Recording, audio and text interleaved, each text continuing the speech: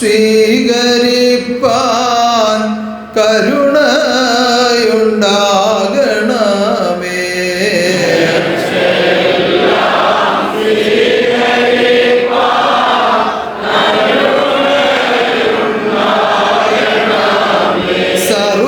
സർവലോക സൃഷ്ടിതാവേ അനുഗ്രഹിച്ചിടണേ.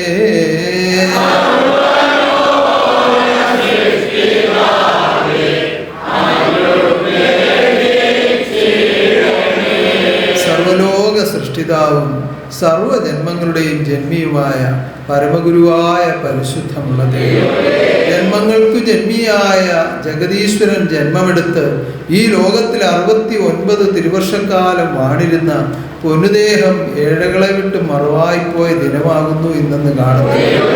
ഓ ഉടമസ്ഥനെ, അങ്ങേ ഒരു രൂപത്തിൽ കാണുവാൻ തക്ക വിധത്തിൽ ഈ പ്രകൃതിയിൽ നിന്ന് അങ്ങ് ഒരുക്കിയെടുത്ത ആദ്യത്തെ ദേഹമായിരുന്നു അതെന്നടിയങ്ങൾ അറിയുന്നു. ഈ പ്രപഞ്ചത്തിൽ ബ്രഹ്മസ്വരൂപത്തിന് അധിവസിക്കുവാൻ തക്ക വിധത്തിൽ ഒരു ബ്രഹ്മദേഹത്തെ അങ്ങ് ഒരുക്കിയതാണെന്നടിയങ്ങൾ അറിയുന്നത്. ഓ, ഈ പ്രകൃതി പോലും ദുഃഖിതരായി നിലകൊള്ളുന്നു എന്നേടകൾ അറിയുന്നത്. സർവശക്തിയെ അന്ന് ആ ദിനത്തിൽ കൊരിച്ചൊരിയുന്ന പേമാരിയോടുകൂടിയാകുന്നു പ്രകൃതി തന്റെ ദുഃഖം അറിയിച്ചതെന്നടിയങ്ങൾ അറിയുന്നു. അതിനെ അങ്ങയുടെ സന്താനങ്ങൾ കണ്ണുനീർക്കടലിൽ ആഴ്ന്നുപോയ ദിനങ്ങളായിരുന്നു അതെന്നടിയങ്ങൾ അറിയുന്നു. സർവശക്തി തന്നെ ഉന്നതനായി തിരിച്ചെഴുന്നള്ളി വന്നതുകൊണ്ടാകുന്നു അടിയങ്ങൾക്ക് വീണ്ടും അങ്ങേ കാണുവാനും അറിയുവാനും ഈ വിധത്തിൽ ആനന്ദം അനുഭവിക്കുവാനും ഇടയായി തീർന്നതെന്നടിയങ്ങൾ അറിയുന്നു. സർവശക്തിയെ ആ പൊന്നോമന തിരുശരീരം ഏഴകളെ വിട്ട് മറവായിപ്പോയ ദിനം അത് ദുഃഖദിനാചരണമായി ആചരിക്കുവാൻ അടിയങ്ങളെ പഠിപ്പിച്ച പരിശുദ്ധമുള്ളത്. ആ വിധത്തിൽ ഭക്തി നിർഭരമായ ചടങ്ങുകളോടുകൂടി വ്രതാനുഷ്ഠാനങ്ങളോടുകൂടി ഇന്നത്തെ ദിനം ആചരിക്കുന്ന അങ്ങയുടെ പൊന്നോമനകളെ കാണുന്ന പരിശുദ്ധമുള്ളത്.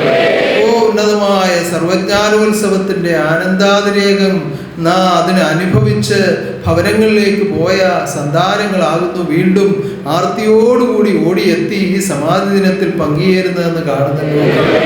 ഓരോരുത്തരും അർപ്പിച്ച നേർച്ചകളെയും കാഴ്ചകളെയും കാണുന്ന പരിശുദ്ധമാണ്. എന്നതിനെ ആ തിരുഹൃദയം കനിഞ്ഞ് ഏവരെയും അനുഗ്രഹിക്കണമേ. സർവശക്തി എല്ലാ ഹൃദയങ്ങളെയും ഭവനങ്ങളെയും കരുതിക്കൊള്ളണമേ. വിദേശ രാജ്യങ്ങളിൽ അങ്ങേ ആശ്രയിച്ചു കഴിയുന്ന കുഞ്ഞുങ്ങളെല്ലാം അങ്ങയുടെ തൃക്കരങ്ങളിൽ കാത്തുകൊള്ളണമേ.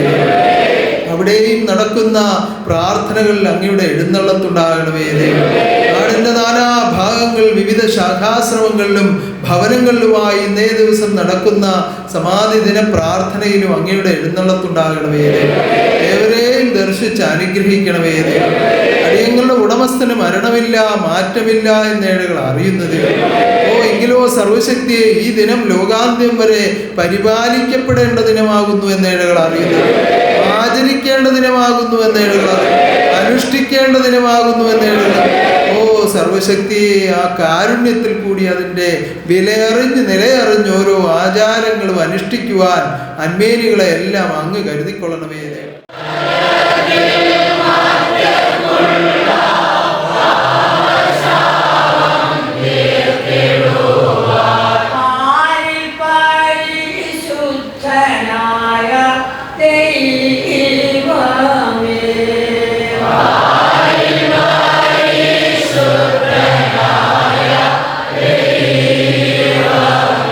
പുഞ്ചിരി തൂകുന്ന പൊന്മുഖമോർക്കുമ്പോൾ കാണാൻ കൊതിക്കുന്നു സർവശക്ത.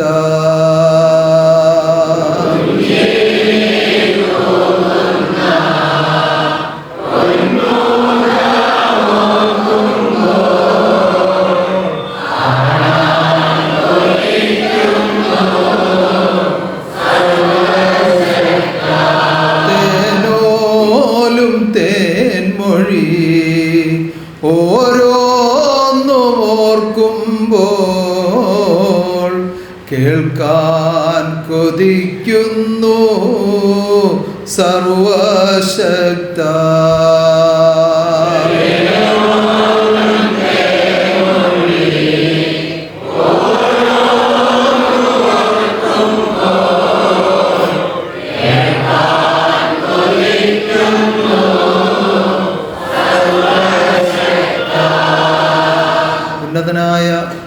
ദൈവം ഈ ലോകത്തിൽ അവതാരമായി വന്ന, ഖഡ്ഗിയായ അവതാരമായി വന്ന ആദ്യ ശരീരം, അത് ഈ പ്രകൃതിയിൽ മറവായ ദിനമാണിന്ന്. കർക്കിടകം 13, 1125 കർക്കിടകം 13 ശനിയാഴ്ച ആയിരുന്നു ആ സമാധി സംഭവിച്ചത്. ഒരു 12 വർഷക്കാലം ആ കഠിന ദുഃഖത്തിൽ തന്നെ ആത്മബോധോദയ സംഘാംഗങ്ങൾ കഴിഞ്ഞുകൂടേണ്ടതായി വന്നു. 12 വർഷം കഴിഞ്ഞാണ് ഉത്രാടത്തിൽ ജാതമായ ദിവ്യദേഹത്തിലേക്ക് സർവശക്തി വീണ്ടും ഉദയമായി തൻ്റെ സന്താനങ്ങളെ ദർശിക്കുകയും അനുഗ്രഹിക്കുകയും ആനന്ദിപ്പിക്കുകയും ഒക്കെ ചെയ്തു. മഹാശക്തിയുടെ ഈ കലിയുഗത്തിൽ ഏറ്റവും വലിയ കാരുണ്യവും അതുതന്നെയാണ്. തിരിച്ചെഴുന്നള്ളി വന്ന ആ സന്ദർഭത്തിൽ ഏറ്റവും മഹത്തരമായി അനേകായിരം കൽപ്പനകൾ ലോകത്തിൽ പുറപ്പെടുവിച്ചിട്ടുണ്ട്. എന്നാൽ അതിലേറ്റവും ശ്രേഷ്ഠവും മഹാകാരുണ്യം നിറഞ്ഞതുമായ കൽപ്പനയാണ് അന്ന് 12 വർഷം നിങ്ങൾ അനുഭവിച്ച വേദന ഇനി ഒരു നിമിഷം പോലും നിങ്ങൾ അനുഭവിക്കേണ്ടി വരില്ല എന്ന് ആ തിരിച്ചെഴുന്നള്ളി ഇരുന്നു കൊണ്ട് കൽപ്പിച്ച കൽപ്പന ഇത്രത്തോളം കാരുണ്യത്താലായിരുന്നു എന്ന് ഇന്ന് ഈ ആത്മബോധോദയ സംഘത്തിൽ ജീവിക്കുന്നവർക്കറിയാം. ഇപ്പോൾ നിങ്ങൾ ഈ സമാധി ദിനത്തിൽ ഇത്രയും സന്താനങ്ങൾ ഒത്തുകൂടി, നിങ്ങൾ ഒരാഴ്ചയായുള്ളൂ ഇവിടുന്ന് പോയിട്ട്. 10 ദിവസം ഇവിടെ കഴിഞ്ഞവരുണ്ട്, 3-4 ദിവസം കഴിഞ്ഞവരുണ്ട്, അവസാന ദിവസം മാത്രം വന്ന് പങ്കെടുത്തവരുണ്ട്, സ്തുതി നടത്തിയ ദിവസം വന്നു, ഉത്സവത്തിലും വന്ന് അങ്ങനെ വന്നവരുണ്ട്. അങ്ങനെ പല വിധത്തിൽ ഏതാണ്ട് 95% ആളുകളും നമ്മുടെ ഈ സർവജ്ഞാനോത്സവത്തിൽ വന്ന് പങ്കെടുത്തിട്ട് പോയവരാണ്. നിങ്ങൾ വീണ്ടും ഈ ഞായറാഴ്ച ദിനത്തിൽ ഇവിടെ ഒത്തുചേർന്നതും ഒത്തുകൂടിയതും എന്തുകൊണ്ടാണ്? ഗുരുവിൽ നിന്ന് അനുഭവമാകുന്ന ആനന്ദം ലോകത്തിൽ എവിടെ പോയി അന്വേഷിച്ചാലും നമുക്ക് ലഭിക്കുന്നതല്ല. അത് വീണ്ടും വേണമെന്ന ആഗ്രഹമാണ്. കണ്ണീലൻ്റുണ്ണിയേ കാർമൂകിൽ വർണ്ണനേ കാണുവാൻ കണ്ണു കോതിച്ചിടുന്നേ.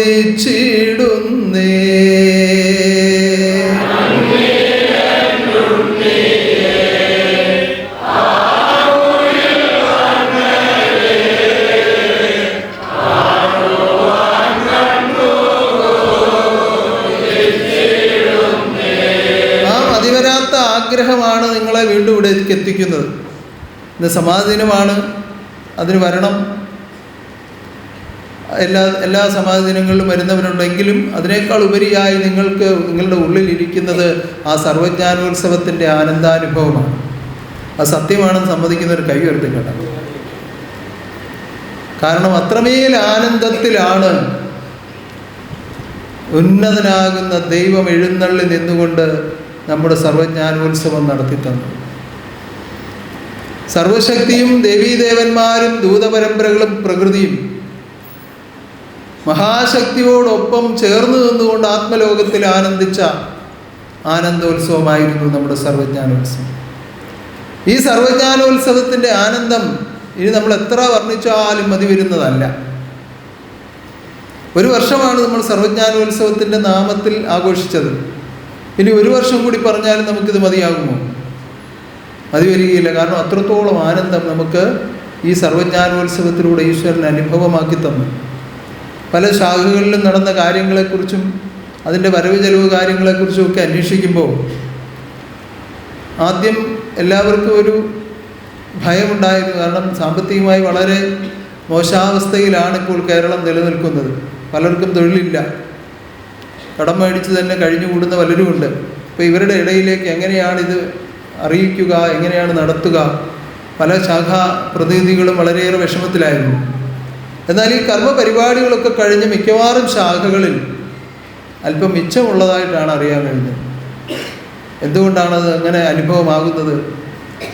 വിദേശ രാജ്യങ്ങൾ ഉൾപ്പെടെ എവിടെയെല്ലാം ഇത് നടത്തപ്പെട്ടു അവിടെയെല്ലാം ഇതിനു വേണ്ടി സ്വരൂപിച്ച പണം ഇതിൻ്റെ ചെലവ് കഴിഞ്ഞ് അല്പം മിച്ചമുള്ളതായിട്ടാണ് അറിയാൻ കഴിഞ്ഞിട്ടുള്ളത്.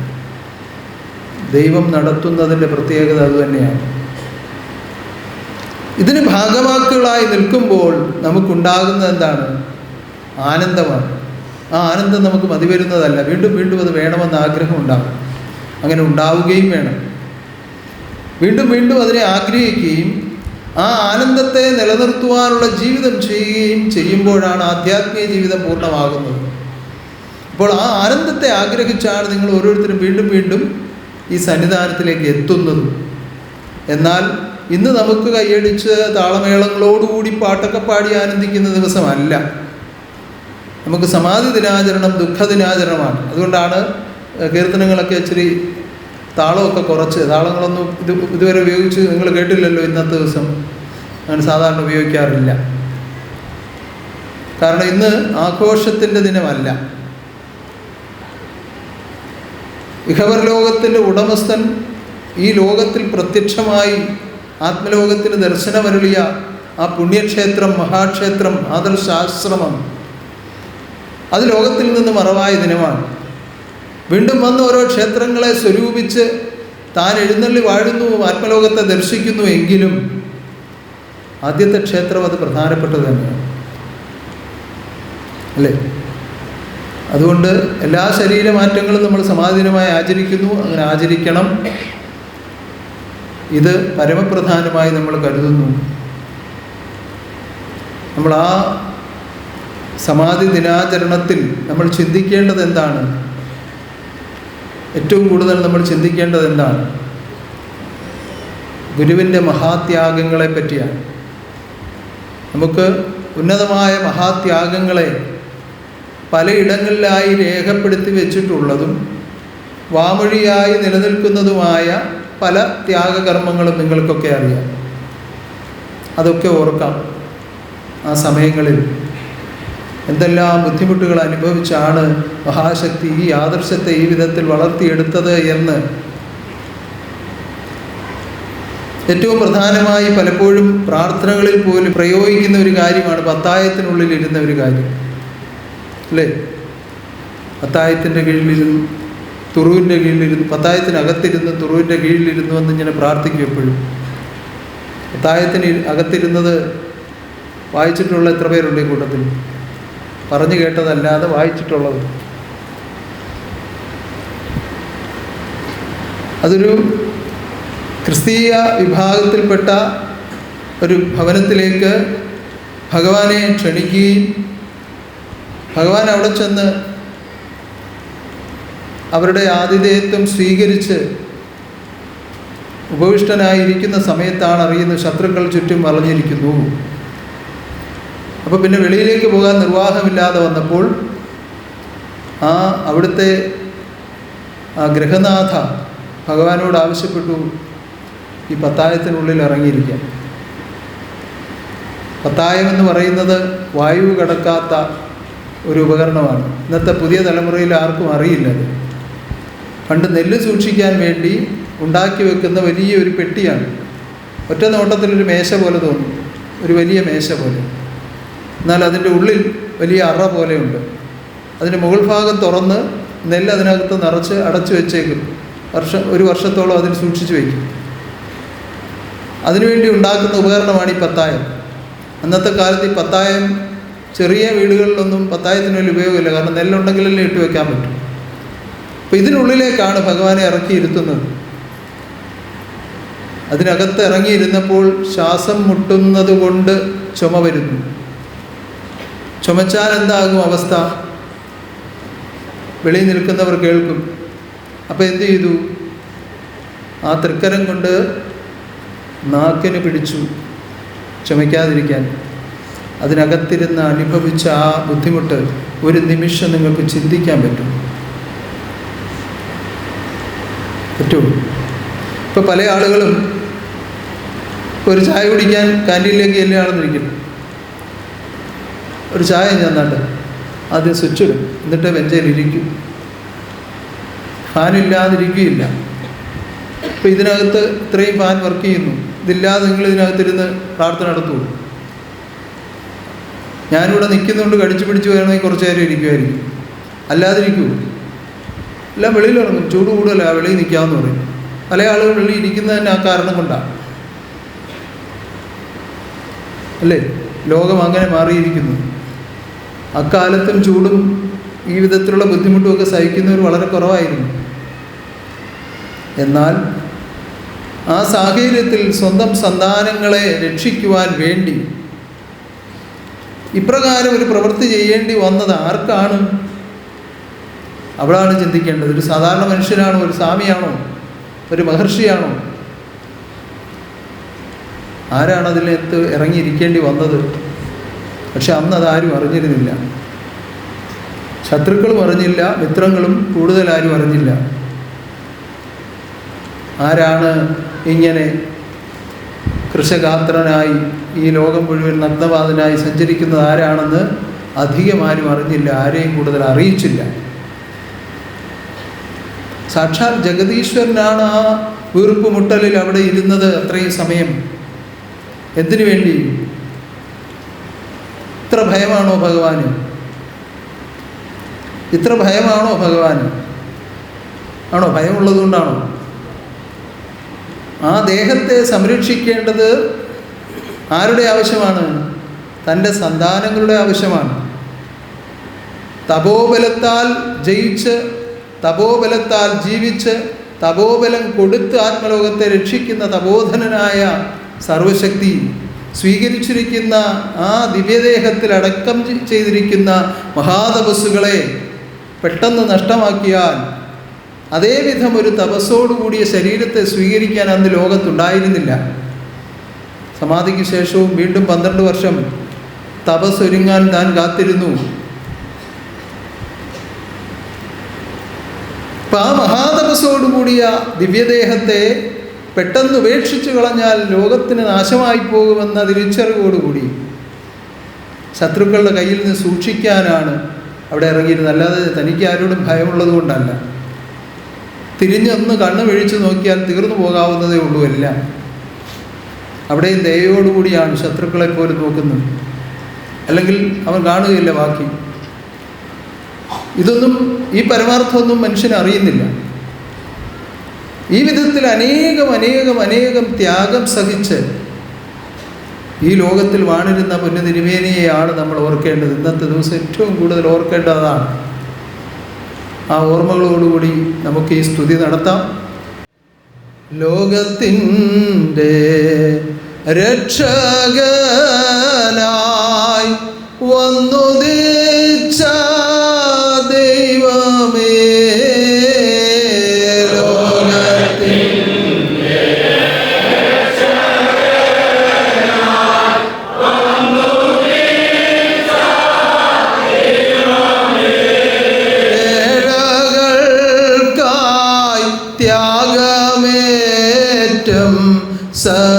സഹിച്ചോനെ ഗുരുവേ,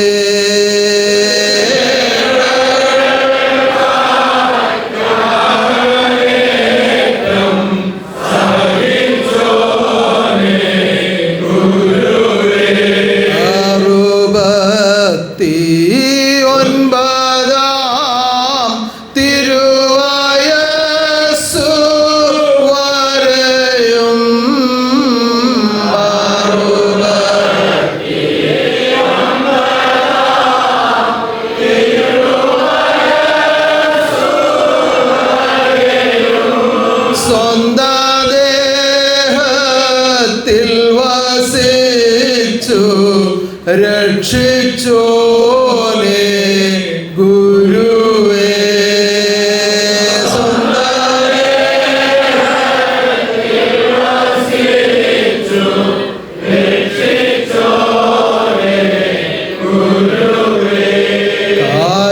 കാരുണ്യനേ അങ്ങേ ഓർത്തു കരയുന്നു ഭക്തന്മാർ.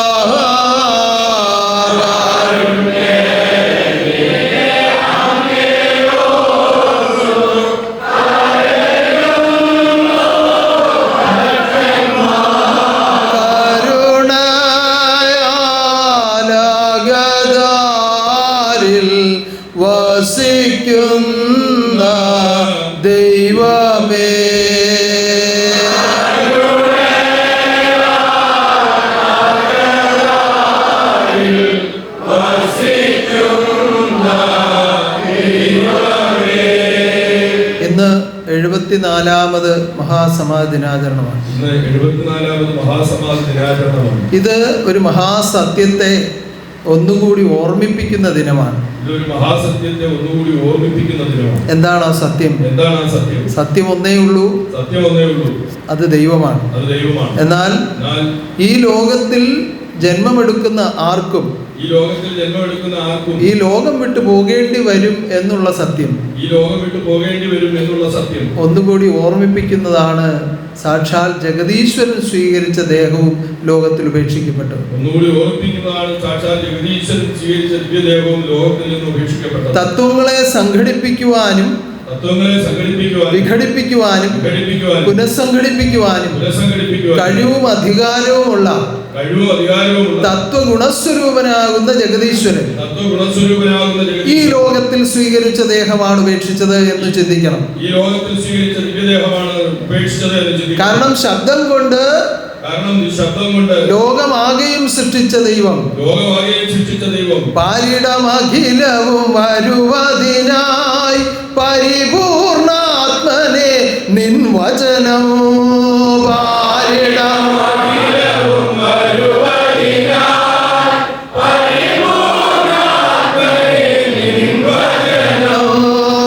അറിഞ്ഞു നീ അരുളിയ പോലെയല്ലോ ഉളവായി വന്നതും ഈ ലോകം.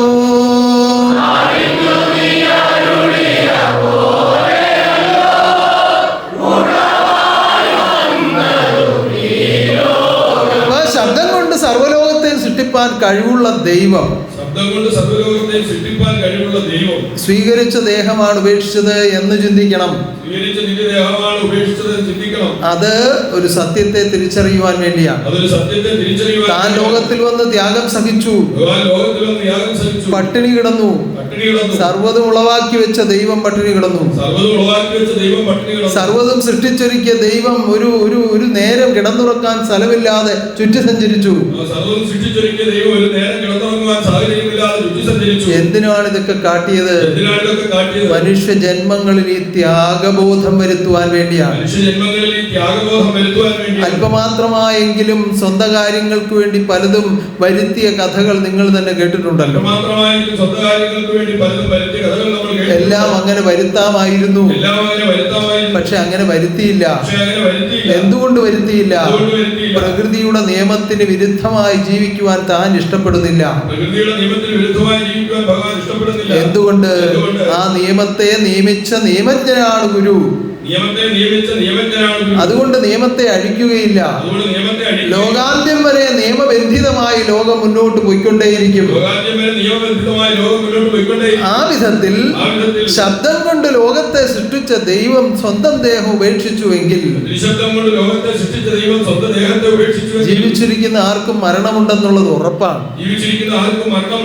എന്നാൽ ദേഹത്തിനെ മാറ്റം ഉണ്ടാകുന്നുള്ളൂ, ആത്മാവിന് മാറ്റം ഉണ്ടാകുന്നില്ല. ആത്മാവ് അതിന്റെ യഥാർത്ഥത്തിലേക്ക് ചേരുകയാണ് ചെയ്യുന്നത്. അങ്ങനെ ചേരുവാനാണ് ഈ കർമ്മം ചെയ്യേണ്ടത്. ചേരുവാനുള്ള യോഗ്യത ജീവിച്ചിരിക്കുന്ന കാലത്തുണ്ടായില്ലെങ്കിൽ ഈ ലോകത്തിൽ വീണ്ടും അലയേണ്ടി വരും. അനുയോജ്യമായ ദേഹം കിട്ടുന്നത് വരെ ആത്മാവ് ലോകത്തിൽ അലയേണ്ടി വരും. അങ്ങനെ അലയാതെയും വലയാതെയും ഇരിക്കാനാണ് ആത്മാവിന്റെ മോക്ഷകർമ്മങ്ങൾക്ക് ശരീരകർമ്മം ഉപയോഗിക്കുവാൻ വേണ്ടി നിർദ്ദേശിച്ചിരിക്കുന്നത്. ആത്മാവിന്റെ മോക്ഷത്തിന് ചെയ്യേണ്ട കർമ്മം എന്താണ്? അത് സൽക്കർമ്മമാണ്. സൽക്കർമ്മങ്ങളുടെ നിരന്തരമായ ഫലത്തിൽ നിന്ന് ആ നിഷ്കളങ്കമായും നിത്യാനന്ദമായും ആത്മാവ് ഉയർത്തപ്പെട്ടെങ്കിൽ മാത്രമേ നിത്യമോക്ഷത്തിന് അവകാശികളായി തീരുകയുള്ളൂ. ആ വിധത്തിൽ മോക്ഷം ദാനം ചെയ്യുവാൻ വന്ന സർവശക്തി മാതൃകയായി ലോകത്തിൽ ജീവിച്ചത് കൊണ്ടാണ് ഈ ത്യാഗമെല്ലാം സഹിക്കേണ്ടി വന്നത്. മഹാത്യാഗങ്ങളെ അനുസ്മരിക്കേണ്ടുന്ന ഉന്നതമായ ദിനമാണിന്ന്.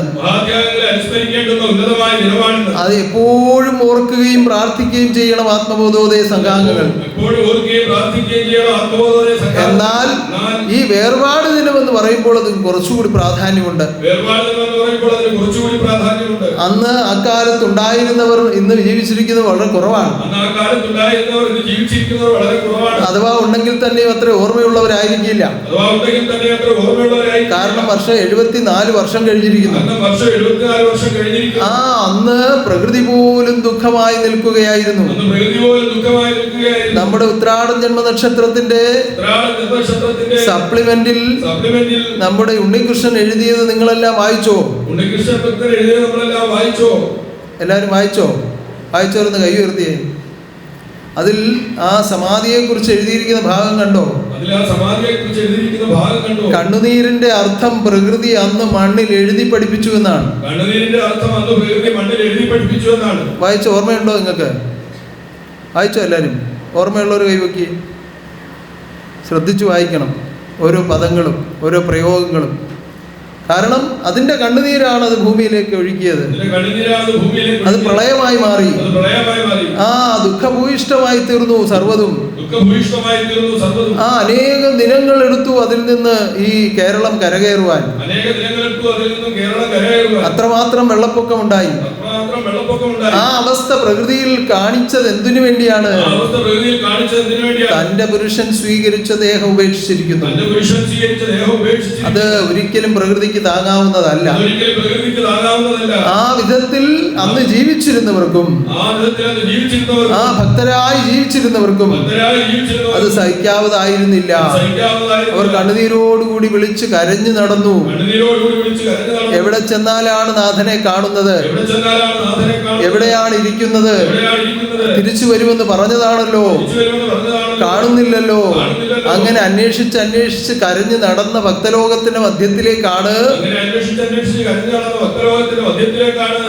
തിരിച്ചു ഉദയമായ ഉത്രാടത്തിൽ നിന്നുകൊണ്ട് പ്രവർത്തിച്ചത്. അപ്പോഴാണ് ഇതിന്റെ സത്യാവസ്ഥകൾ പലരും തിരിച്ചറിയുന്നത്.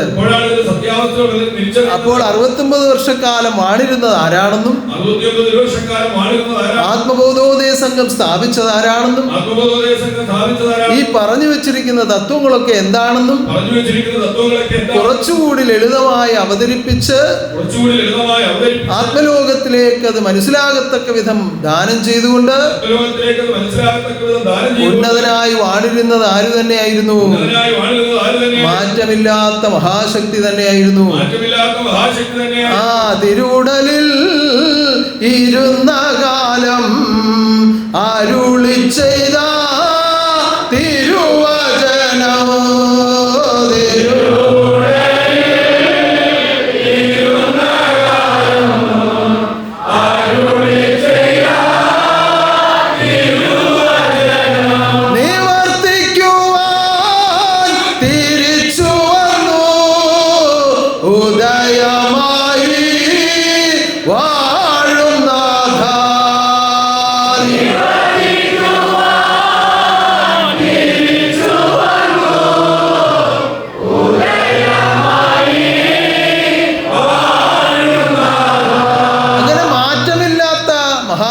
ലോകത്തിൽ ഉള്ളത് കൊണ്ടാണ് ഇന്നും നമുക്കിതിന്റെ അന്തസത്തെ അറിഞ്ഞ് കർമ്മങ്ങൾ അനുഷ്ഠിക്കാൻ കഴിയുന്നത്. അല്ലെങ്കിൽ ഇതൊക്കെ ഒരു പേര് മാത്രമായി മാറിയേനെ. ആരെങ്കിലും കുറച്ചു പേര് ഇതിന് കൊണ്ടു നടക്കും. സമയമാകുമ്പോ ഒരു പായസോ അല്ലെങ്കിൽ ഒരു കഞ്ഞിയോ ഒക്കെ നടത്തും.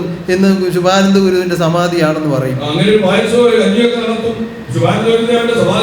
നമ്മൾ അങ്ങനെയാണോ നടത്തുന്നത്? അല്ല, ലോകം മുഴുവനുള്ള ആത്മബോധോദയ സംഘാംഗങ്ങൾ ഒരു നേരത്തെ അരിയാഹാരത്തോടുകൂടി വ്രതമനുഷ്ഠിച്ചുകൊണ്ട് സങ്കല്പ പ്രാർത്ഥനകളും ആ ത്യാഗസ്മരണകളോടും കൂടി കഴിഞ്ഞുകൂടുന്ന ഒരു ദിനമാണിന്ന്. പല കർമ്മങ്ങളിൽ നിന്നും മാറി പല കർമ്മങ്ങളിൽ നിന്നും അഥവാ കർമ്മങ്ങളെ മാറ്റിവെച്ചുകൊണ്ട് പ്രാർത്ഥനയ്ക്ക് വേണ്ടി മാത്രം ഒരു ദിവസം തിരഞ്ഞെടുക്കുകയാണ്. ആ വിധത്തിൽ നമ്മൾ കണ്ണുനീരോടുകൂടി തൃപ്പാദത്തിൽ ആശ്രയിച്ച് പ്രാർത്ഥിക്കുകയാണ്. കഷ്ടത പട്ടിണി മാറ്റി തന്ന സർവലോകേശ്വര കൈതൊഴുന്നേ.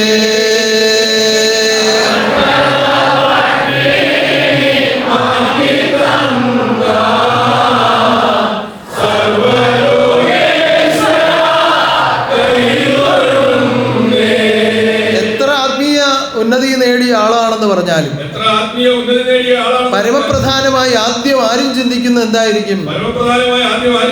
കഷ്ടതയും പട്ടിണിയും മാറിയത് തന്നെയായിരിക്കും. അതിനുപരി സർവശക്തി ദാനം ചെയ്ത എന്തെല്ലാം കാര്യങ്ങളാണ് പ്രകൃതിയിലുള്ളത്. പരലോക വാഴ്ച ഇഹലോകത്തിൽ അനുഭവപ്പെടുത്തിയ എത്രയോ സന്ദർഭങ്ങൾ, മഹത്വമേറുന്ന തത്വം മനതാരിങ്കൽ ഉദിപ്പിച്ചതൊരിക്കലും മറക്കയില്ല.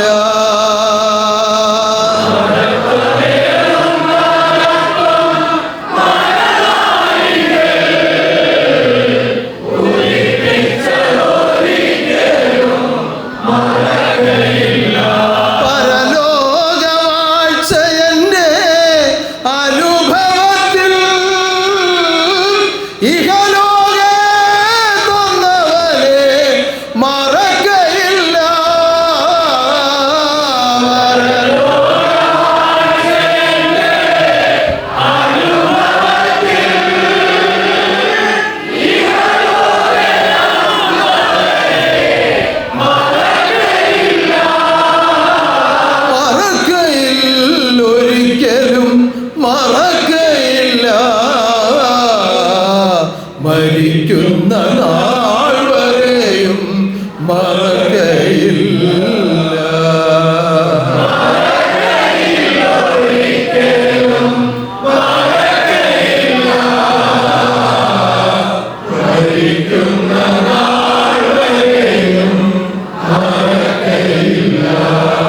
ഈ വിധത്തിൽ എന്തെല്ലാം സൗഭാഗ്യങ്ങളാണ് ദൈവം ലോകത്തിൽ നമുക്ക് അനുഭവമാക്കി തന്നത്. 142 വർഷങ്ങൾക്ക് മുമ്പ് ദൈവം നേരിട്ട് ഇറങ്ങി വരുന്ന സമയത്ത് ഈ കേരളത്തിന്റെ അവസ്ഥ എന്തായിരുന്നു എന്ന് കേരള ചരിത്രം പഠിക്കുന്നവർക്ക് കൃത്യമായിട്ട് അറിയാം. കാരണം മനുഷ്യനെ അടിമകളാക്കി വെച്ച കാലം, മൃഗങ്ങളെ പോലും ഇപ്പോൾ ലാളിച്ച് പെരയ്ക്കകത്താണ് വളർത്തുന്നത്. അവർക്ക് പ്രത്യേകം കാശ് ചെലവാക്കി കൂടുണ്ടാക്കി അതിനകത്താണ് വളർത്തുന്നത്. ഏത് മൃഗത്തെ ആയാലും പക്ഷിയായാലും അതേപോലെ വളരെ സൗന്ദര്യബോധത്തോടു കൂടിയാണ് നമ്മുടെ സന്താനങ്ങൾ ഇതിനേക്ക് വളർത്തുന്നത്. ആ വീടിനകത്ത് അതിന് പ്രത്യേക സ്ഥാനം കൊടുത്തിട്ടുണ്ട്. അത് ആത്മബോധോദയ സംഘാംഗങ്ങൾ മാത്രമല്ല, പൊതുവിൽ മനുഷ്യലോകം അങ്ങനെയാണ് ചെയ്യുന്നത്. എന്നാൽ അന്ന് മനുഷ്യനെ അടിമകളാക്കി വെച്ചിരിക്കുകയായിരുന്നു. ആ പെരയ്ക്കകത്ത് കയറ്റുകയില്ല എന്ന് മാത്രമല്ല, മുറ്റത്തോട്ട് പോലും കയറ്റുകയില്ല. അവർക്ക് കൃഷിപ്പണി സ്ഥലത്ത് മാത്രമേ അനുവാദമുള്ളൂ നടക്കാൻ. അല്ലാതെ ചെത്തി വൃത്തിയാക്കി ഒരു മുറ്റത്തോട്ട് കയറാൻ അനുവാദമില്ല. ആ നല്ല റോഡിൽ കൂടി സഞ്ചരിക്കാൻ അവകാശമില്ല. നല്ല ഭാഷ സംസാരിക്കാൻ അധികാരമില്ല. വിദ്യ അഭ്യസിക്കുവാൻ അവകാശമില്ല. ഇതുപോലെ എന്തെല്ലാം പാരതന്ത്ര്യങ്ങൾ അനുഭവിച്ചുകൊണ്ടിരുന്ന ലോകത്തിന്റെ മധ്യത്തിലേക്കാണ് സർവസ്വാതന്ത്ര്യത്തെ അനുവദിക്കുവാൻ മഹാശക്തി പ്രത്യക്ഷമായതെന്ന് ചിന്തിക്കുമ്പോൾ മറക്കയിൽ ഒരിക്കലും മറക്കയില്ല, മരിക്കുന്ന നാൾ വരെയും മറക്കയില്ല.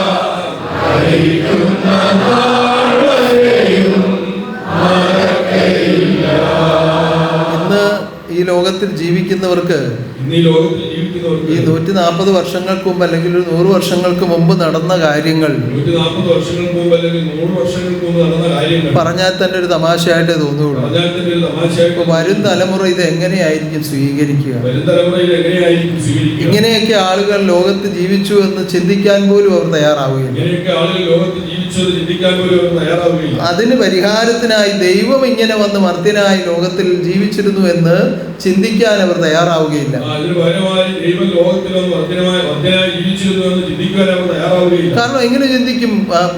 ഓരോ കാര്യങ്ങൾ മാറ്റപ്പെട്ടുകൊണ്ടേയിരിക്കുകയാണ്. അത്ഭുതകരമായ മാറ്റങ്ങൾ ലോകത്തിൽ ഉണ്ടായിക്കൊണ്ടിരിക്കുകയാണ്. അതിനിടയിൽ നിന്നുകൊണ്ട് ഈ വിധ സത്യങ്ങൾ പറഞ്ഞാൽ അത് അംഗീകരിക്കപ്പെടുകയില്ല.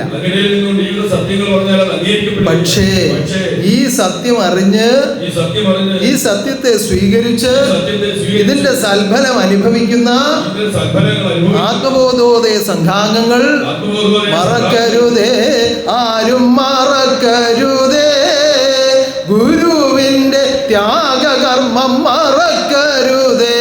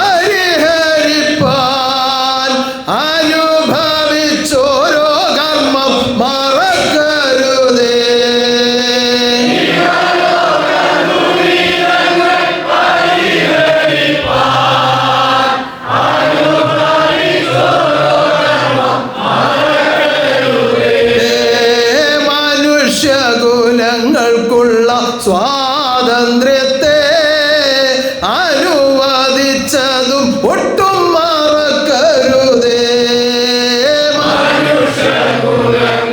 മനുഷ്യകുലങ്ങൾക്കുള്ള സ്വാതന്ത്ര്യത്തെ അനുവദിച്ചതും ഒട്ടും മറക്കരുതേ.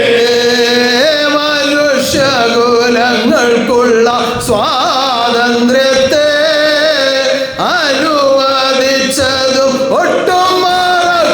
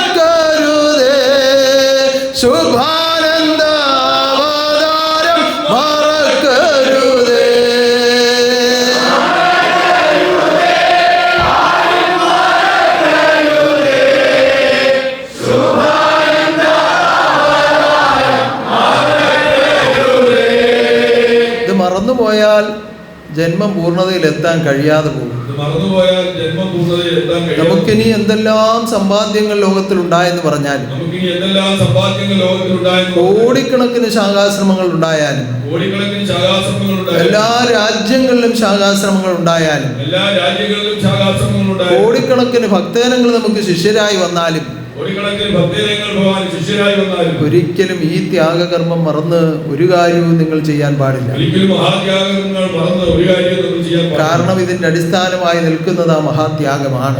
ഇതിന്റെ അടിസ്ഥാനമായി നിൽക്കുന്നത് ആ മഹാത്യാഗം. അതോടൊപ്പം അന്ന് നിന്ന് പ്രവർത്തിച്ച അനേകം പൂർവ്വജന്മ സുഹൃതികളുണ്ട്. അതോടൊപ്പം നിന്ന് പ്രവർത്തിച്ച അനേകം പൂർവ്വ ജന്മസുഹൃതികളുണ്ട്. കാരണം എനിക്കുള്ള ധനം എൻ്റെ ഗുരുവരൻ താൻ എന്ന തീരുമാനത്തോടുകൂടി, എനിക്കുള്ള ധനം എന്റെ ഗുരുവരൻ താൻ എന്ന തീരുമാനത്തോടുകൂടി ഈ ത്യാഗകർമ്മത്തോട് ചേർന്ന് നിന്ന് പ്രവർത്തിച്ച അനേകം സാധുക്കളുണ്ട്. ആ ത്യാഗകർമ്മത്തോട് ചേർന്ന് നിന്ന് പ്രവർത്തിച്ച അനേകം സാധുക്കളുണ്ട്. ഏതെല്ലാം രീതിയിൽ എവിടെല്ലാം പോയി ഒളിച്ചിരുന്നാലും, ഏതെല്ലാം രീതിയിൽ എവിടെല്ലാം പോയി ഒളിച്ചിരുന്നാലും, തേടി പിടിച്ച് ഗുരുവിന്റെ പാദത്തിലെത്തി ആശ്രയിച്ച അനേകം സാധുക്കൾ, തേടിപ്പിടിച്ച് പരമഗുരുവിന്റെ പാദങ്ങളിലെത്തി ആശ്രയിച്ച അനേകായിരം ആ സാധുക്കളും ഈ ത്യാഗകർമ്മത്തിൽ ചേർന്ന് നിന്ന് പ്രവർത്തിച്ചവരാണ്. ആ സാധുക്കൾ ഈ ത്യാഗകർമ്മങ്ങളിൽ ചേർന്ന് അവരെയും നമുക്ക് ഈ അവസരം ഓർത്തുകൊണ്ട് പ്രാർത്ഥിക്കാം. അവരെയും നമുക്ക് ഈ അവസരം ഓർത്ത് ഉന്നതമായ ഈ ദിനത്തിൽ ഇപ്രകാരം ഒത്തുചേർന്ന് മഹാത്യാഗകർമ്മങ്ങളെ സ്മരിച്ച് പ്രാർത്ഥിക്കുവാൻ ദൈവം അനുവദിച്ച ഈ അവസരം നാളെ പ്രഭാതം വരെയും ഇത് സ്തുതിയായി നടത്തുകയാണ്. കഴിയുന്നിടത്തോളം സന്താനങ്ങൾ ഈ സ്തുതിയിൽ പങ്കെടുക്കണം. വളരെ അത്യാവശ്യമുള്ളവർ മാത്രമേ ഭവനങ്ങളിലേക്ക് പോകാവൂ എന്നറിയിക്കുകയാണ്. ബാക്കിയുള്ളവരെല്ലാം ഇരുന്നുകൊണ്ട് പ്രഭാതം വരെ സ്തുതി നടത്തുക. 7 മണിക്ക് മൗന പ്രദക്ഷിണമുണ്ട്. അത് കഴിഞ്ഞാണ് ആരാധന. അത് കഴിഞ്ഞ് സമാധി സമയമാകുമ്പോൾ പ്രത്യേക പ്രാർത്ഥനയുണ്ട്. അതെല്ലാം കഴിഞ്ഞ് വീണ്ടും നമ്മൾ സ്തുതിയായി നടത്തി പ്രഭാതത്തിലാണ് സമർപ്പിക്കുന്നത്. അതിലേക്ക് ചേർന്നിരുന്നു കൊണ്ട് ഈ സ്മരണകളോടുകൂടി സ്തുതിക്കുമ്പോൾ താളമൊക്കെ അടിച്ച് ഇങ്ങനെ പാട്ട് പാടുമ്പോൾ ആ പെരുപ്പും അങ്ങനെ ഇതൊന്നും ഉണ്ടാവത്തില്ലെങ്കിലും അത് ചില ആൾക്ക് അതൊരു ഹരമാണ്. ഇങ്ങനെ 2 നാള് താളം ഇങ്ങനെ കേട്ടാൽ ഒരു പെരുപ്പ് ഇങ്ങനെ കയറും. അത് ആ സുഖമെന്നാണ് പലരുടെയും വിചാരം. അല്ല, അറിയേണ്ടത് അറിഞ്ഞ് ചെയ്യുന്ന കർമ്മത്തിലൂടെ ലഭിക്കുന്ന സുഖമാണ് ആനന്ദം. ആ സുഖത്തിലാണ് എത്തേണ്ടത്. അതേ നിലനിൽക്കുകയുള്ളൂ. മറ്റേത് താളം നിർത്തുമ്പോൾ ആനന്ദം അങ്ങ് പോകും. ആ താളം കേട്ടുണ്ടാവുന്ന ആനന്ദമല്ല നമുക്ക് വേണ്ടത്. എന്ന് വിചാരിച്ച് താളം വേണ്ട എന്നല്ല. കാരണം ആദ്യമായിട്ടൊക്കെ വരുന്നവർക്ക് ഈ താളമേളങ്ങളൊക്കെ തന്നെയാണ് അവർക്ക് സുഖമായി കിട്ടുന്നത്. പിന്നെ അതിന്റെ അറിവിന്റെ വഴിയെ ഗമിക്കുമ്പോഴാണ് അതിന്റെ ഉന്നതമായ തലങ്ങളിലേക്ക് ആത്മാവ് ഉയരുകയും ഇതൊക്കെ ഇതിന്റെ ബാലപാഠങ്ങളായിരുന്നല്ലോ എന്ന തിരിച്ചറിവുണ്ടാവുകയും ആത്മാവിൽ അറിവിനാൽ ആനന്ദമുണ്ടാകുന്ന അവസ്ഥയിലേക്ക് ഉയരുകയും ചെയ്യും.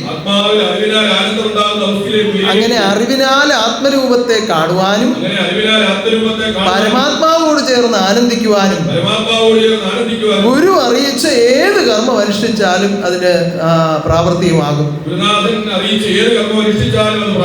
ആ ആനന്ദത്തിലെത്തും. അപ്പൊ ദുഃഖദിനാചരണത്തിൽ ആനന്ദം ലഭിക്കുമെന്ന് ചോദിച്ചാൽ ലഭിക്കും എന്ന് മറുപടി പറയാൻ പറ്റും. അത് ചാടുകയും തുള്ളുകയും ചെയ്യുന്ന ആനന്ദമല്ല. കാരണം നമ്മൾ സ്മരിക്കുന്നത് ആരെയാണ്? പരമാത്മാവിനെയാണ്.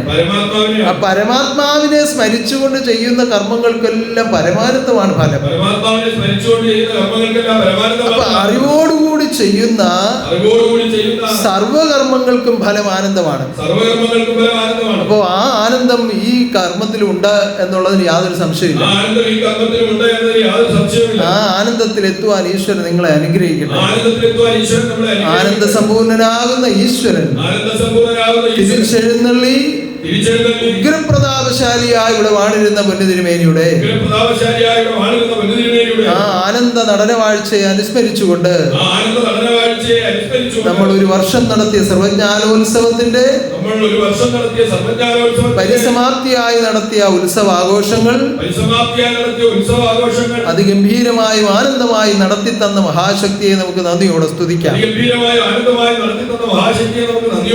അതിനിടയിൽ നമ്മൾ പ്രോഗ്രാം വെച്ച് പല കാര്യങ്ങളും നടത്തി. എന്നാൽ നമ്മൾ അറിയിക്കാതെ വന്നു ചേർന്ന പല കാര്യങ്ങൾ ഇതിനുള്ളിൽ നടത്തപ്പെട്ടു. ഉന്നതനാകുന്ന ദൈവത്തിന്റെ കാരുണ്യത്താൽ നടത്തപ്പെട്ട ഓരോന്നിനെ കുറിച്ചും ചിന്തിച്ചാൽ ഒരാരാധനയോ രണ്ടാരാധനയോ കൊണ്ടൊന്നും ഇത് പറഞ്ഞു തീർക്കാൻ കഴിയില്ല.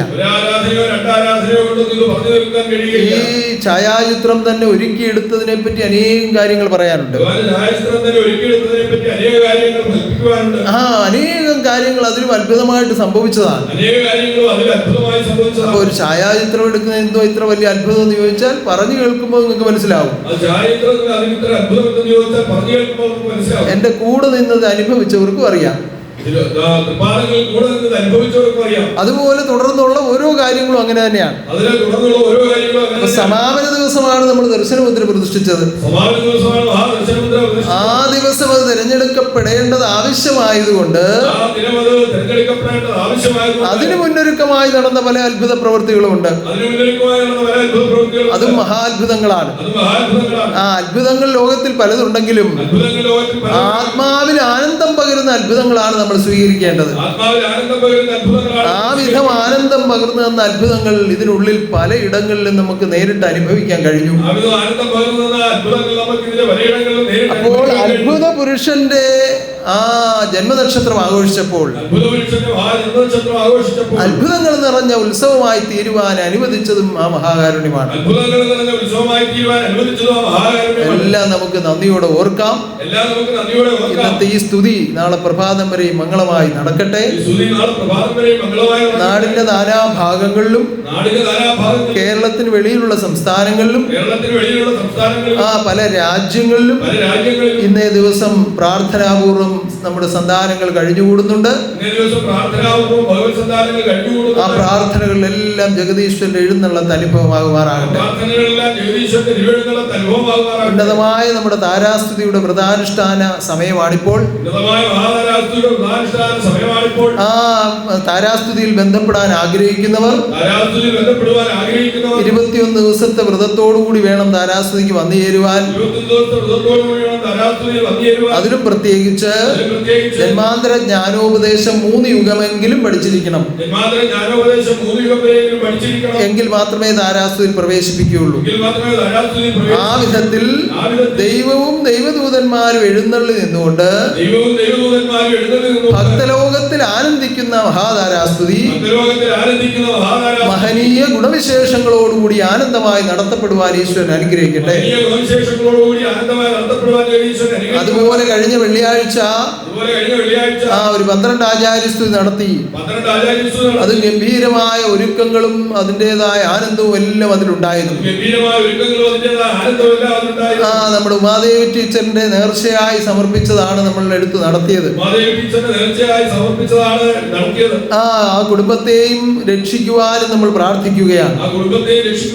എപ്പോഴും ആദർശ കർമ്മങ്ങൾ ചെയ്യുന്ന ഉത്തമന്മാരായി വളരുവാൻ ആ കുടുംബാംഗങ്ങളെ ഈശ്വരൻ അനുഗ്രഹിക്കട്ടെ.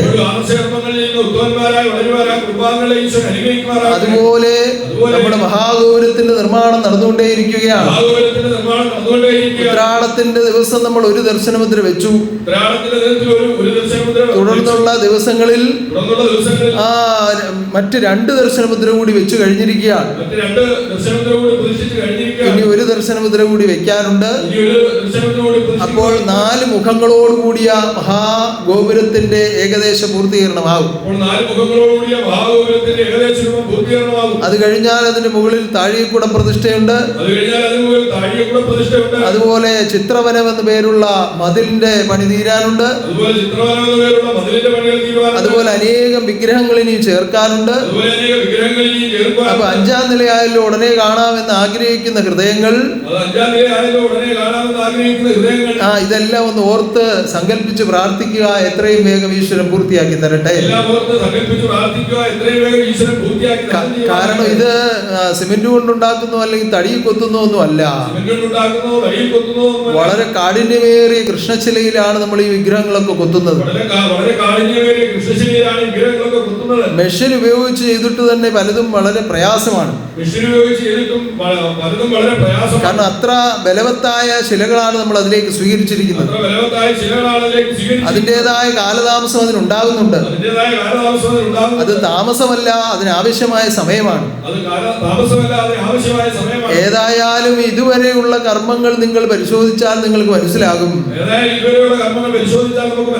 കൃത്യമായ സമയത്ത് കൃത്യമായ കാര്യങ്ങൾ കൃത്യമായ കരങ്ങൾ കൊണ്ട് സർവശക്തി നടത്തിക്കൊണ്ടേയിരിക്കുന്നു. അങ്ങനെയാണെങ്കിൽ നമുക്കൊന്നും സന്ദേഹിക്കേണ്ട ആവശ്യമില്ല. കൃത്യമായ സമയത്ത് അതിന്റെ ഉദ്ഘാടനവും നടത്തിയിരിക്കും.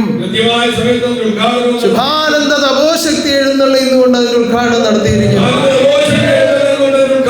അന്ന് അതിന് ഒത്തുനിന്ന് കാണുവാൻ ഭാഗ്യം ഉണ്ടാകണമേ എന്ന് നിങ്ങൾ പ്രാർത്ഥിച്ചുകൊള്ളുക. കാരണം മഹാഗോപുര നിർമ്മാണം ആരംഭിച്ചതിന് ശേഷം അത്ഭുതങ്ങളുടെ പരമ്പരകൾ നടന്നുകൊണ്ടിരിക്കുകയാണ്. അതോടൊപ്പം പല പൊയ്മുഖങ്ങൾ വഴിഞ്ഞുകൊണ്ടിരിക്കുകയാണ്. അതുകൊണ്ട് അന്യം പെട്ടുപോകാതെ ചേർന്ന് നിന്നുകൊണ്ട് ആ കർമ്മങ്ങൾ കാണുവാനും ആനന്ദിക്കുവാനും ജഗദീശ്വരൻ അനുഗ്രഹിക്കണമേ എന്ന് പ്രാർത്ഥിക്കുക. അതോടൊപ്പം പ്രകാരം ഒരു ഭഗവത് കർമ്മത്തെ ഏറ്റെടുത്ത് കർമ്മിക്കുവാൻ ലോകവശാൽ ചിന്തിക്കുമ്പോൾ സ്ത്രീ എന്ന് കരുതുന്ന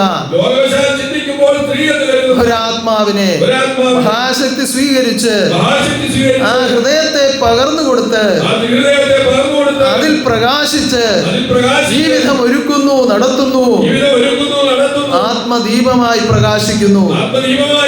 ആയുരാരോഗ്യത്തോടെ കരുതുവാൻ നമുക്ക് പ്രാർത്ഥിക്കാം. അതുപോലെ രാജഗോപാലിനെയും കുടുംബത്തെയും സ്ഥപതികളെയും ശില്പികളെയും ഓമന കുഞ്ഞുങ്ങളെയും അത് ഉൾപ്പെട്ട് പ്രവർത്തിക്കുന്ന ഓരോരുത്തരെയും സർവശക്തിയുള്ള തൃക്കരങ്ങൾ എപ്പോഴും കരുതട്ടെ. ഉന്നതമാം വിധത്തിൽ അത് പൂർത്തീകരിക്കപ്പെടുവാൻ മഹാശക്തിയുടെ വൻപിച്ച കാരുണ്യമുണ്ടാകട്ടെ.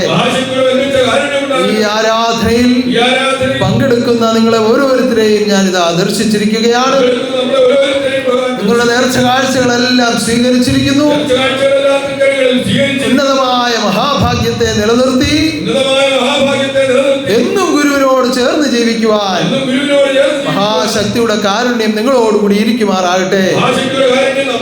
സർവകർമ്മങ്ങളും ഉന്നതമായി നടത്തുവാനും ആനന്ദം നിങ്ങളിൽ നിലനിർത്തുവാനും ആനന്ദരൂപൻ എന്നിവിടെ വാഴണമേ എന്ന് നിങ്ങൾ പ്രാർത്ഥിക്കുക. അതിനുവേണ്ടി മഹാശക്തി വാഴുമാറാകട്ടെ. മഹാശക്തി വാഴുമാറാകട്ടെ. മഹാശക്തി വാഴുമാറാകട്ടെ. കരുണക്കാതലേ കാത്തുകൊള്ളണേ, കൈവിടാതെ രക്ഷിക്കുവാൻ പ്രാർത്ഥിച്ചിടുന്നേ.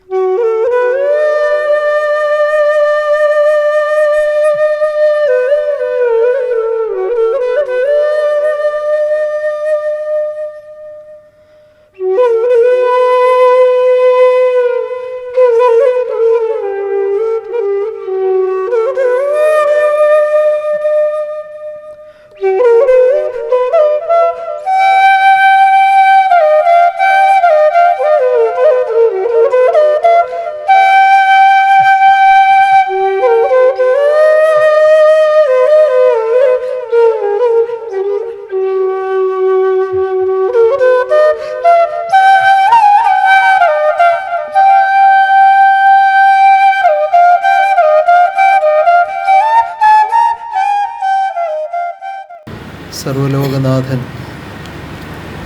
ഈ ഭൂമിയിൽ അവതാരമായി വന്ന് ആത്മലോക രക്ഷാർത്ഥമായി സ്വീകരിച്ചു വാണിരുന്ന ആദ്യ തിരുവുടൽ ലോകത്തിൽ മറവായ ദിനമാണ് നമ്മളിന്ന് സമാധി ദിനാചരണമായി ആചരിക്കുന്നത്. ഇഹപര ലോകത്തിൻ്റെ ഉടമസ്ഥൻ, സർവലോക സൃഷ്ടാവ്, സർവശക്തൻ, സർവാധികാരി, ആനന്ദരൂപൻ, അങ്ങനെ അനേകം നാമങ്ങളിൽ നമ്മൾ വാഴ്ത്തി പുകഴ്ത്തുന്ന ആ മഹാശക്തി ഈ ലോകത്തിൽ ഇപ്രകാരം പ്രത്യക്ഷമായി വന്ന് വാണിരുന്നത് കൊണ്ടാണ് ഇന്ന് നമുക്ക് ഈ വിധത്തിൽ ഏകോപിച്ച് ഈ തിരുനാമം സ്തുതിക്കുവാനും ആനന്ദിക്കുവാനും ഒക്കെ ഇടയായി തീർന്നത്. പലപ്പോഴും ഈ ലോകവാസികൾ അനുഭവിക്കുന്ന സുഖങ്ങളും ദുഃഖങ്ങളും എല്ലാം ഒരേപോലെ തന്നെയാണ് കരുതപ്പെടുന്നത്. എന്ന് പറഞ്ഞാൽ സുഖവും ദുഃഖവും ഒരുപോലെ കരുതുന്നു എന്നല്ല, സുഖം വന്നത് എങ്ങനെയെന്നും ദുഃഖം വന്നത് എങ്ങനെയെന്നും ഒരിക്കലും ആരും ചിന്തിക്കാറില്ല. വളരെ അപൂർവ ആളുകൾ മാത്രമേ അതിൻ്റെ വഴികളെക്കുറിച്ച് അന്വേഷിക്കാറുള്ളൂ. ദുഃഖഭൂയിഷ്ടമായ ഈ പ്രകൃതിയിൽ നിന്ന് എനിക്ക് സുഖമനുഭവിക്കാൻ കഴിയുന്നത് എങ്ങനെ എന്ന് ചിന്തിക്കുന്നുവെങ്കിൽ ആ സുഖത്തിൻ്റെ ഇരിപ്പിടം എവിടെയാണെന്ന് ആത്മാവ് അറിയും. ഈ പ്രകൃതിയിൽ ജീവിക്കുന്ന മർത്യനിൽ ദുഃഖം വരുന്നത് എങ്ങനെയെന്ന് അന്വേഷിക്കുന്നുവെങ്കിൽ ദുഃഖം ഒഴിവാക്കാനുള്ള വഴി അത് ഗുരു തന്നെയാണെന്ന് തിരിച്ചറിവുണ്ടാകും. ഇപ്പം യഥാർത്ഥമായ ലോകജീവിതം നയിക്കുന്ന ഒരു മർത്യന്, യഥാർത്ഥമായ എന്ന് പറയുമ്പോൾ സത്യവുമായി ചേർന്ന് ജീവിക്കുന്നവർക്ക്, സുഖവും ദുഃഖവും ചിന്തിച്ചാൽ എത്തിച്ചേരുന്നത് എവിടെയായിരിക്കും? ദുഃഖം ഒഴിവാക്കാൻ വേണ്ടി ചിന്തിച്ചാൽ ഗുരുവിൻ്റെ പാദത്തിൽ, സുഖത്തിൻ്റെ ഇരിപ്പിടം അന്വേഷിച്ചാൽ എവിടെ എത്തും? അതും ഗുരുവിൻ്റെ പാദത്തിലാണ്. അപ്പം ഇത് രണ്ടും തന്നിരിക്കുന്നത് എന്തിനു വേണ്ടി തന്നെയാണ്?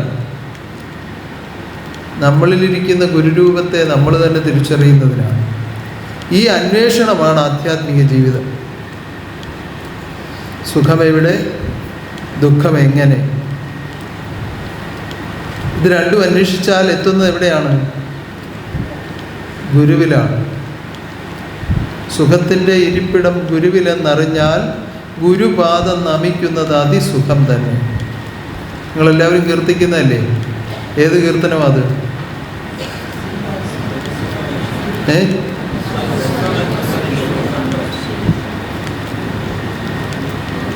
അറിയാവുന്നവരുന്ന് കൈവക്കി. പറയുന്നത് കേട്ടപ്പോൾ ആൾ കൂടി. ഇത്രയും പേർക്ക് അറിയാമല്ലോ. അതും ഒരു ആശ്വാസമാണ്, അതും ഒരു സുഖമാണ്. ഈ അറിവൊക്കെ കുറേ പേര് ഗ്രഹിക്കുന്നു എന്നുള്ളതേ എനിക്കൊരു സുഖമാണ്. എൻ്റെ സുഖം അതാണ്. ഒരു കൃഷിക്കാരൻ്റെ സുഖം എന്താണ്? വിതച്ച വിത്തിൽ ഒരു 90% കിളിച്ചു എന്ന് കണ്ടാൽ കൃഷിക്കാരൻ എന്തായിരിക്കും? ദുഃഖമായിരിക്കും.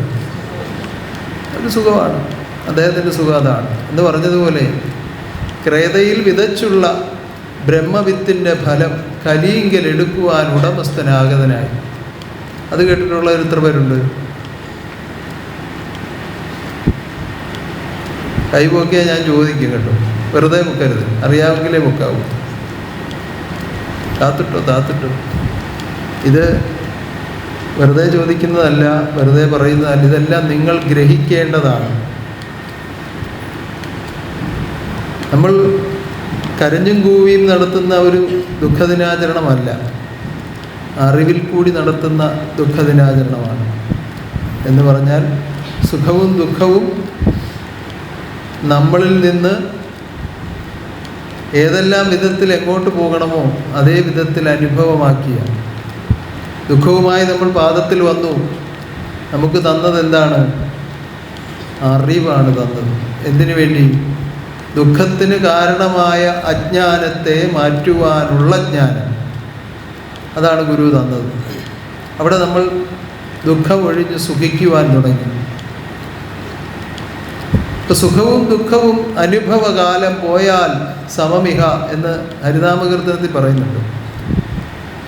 സുഖവും ദുഃഖവും അനുഭവകാലം പോയാൽ സമം എന്ന് പറഞ്ഞാൽ അതിൻ്റെ അർത്ഥം എന്താണ്? സുഖം അനുഭവിക്കുന്ന ആൾ അപ്പോൾ സുഖത്തിലായിരിക്കും, അത് കഴിഞ്ഞൊരു ദുഃഖം വരുമ്പോൾ അതങ്ങ് മറന്നു പോവും, ദുഃഖത്തിലായിരിക്കും. ദുഃഖം അനുഭവിക്കുന്ന ആൾ അപ്പോൾ ദുഃഖത്തിലായിരിക്കും, അത് കഴിഞ്ഞ് സുഖം വരുമ്പോൾ ദുഃഖം അങ്ങ് മറന്നു പോകും. അല്ലേ? രണ്ടും ഒരുപോലെയാണ് അനുഭവിക്കുന്നതെന്നാണ്. അതേത് ദുഃഖവും ഏത് സുഖവുമാണ്, ഏത് ദുഃഖവും ഏത് സുഖവുമാണ് പറയുന്നത്. എഴുത്തച്ഛൻ കണ്ടത് എവിടെ വരെ ഉള്ളതേ ഉള്ളൂ? ഈ ബാഹ്യ ലോകത്തിലുള്ള കാഴ്ചയാണത്. യഥാർത്ഥമായ സുഖം അറിയുന്ന ഒരാളിന് പിന്നെ ദുഃഖമൊന്നൊന്നില്ല. എന്തുകൊണ്ട്? യഥാർത്ഥ സുഖത്തിലെത്തുന്നത് ആരാണ്? യഥാർത്ഥമായ സുഖത്തിലെത്തുന്നത് ആരാണ്? തത്വചിന്തകന്മാർ ഉത്തമന്മാരാകുന്നു.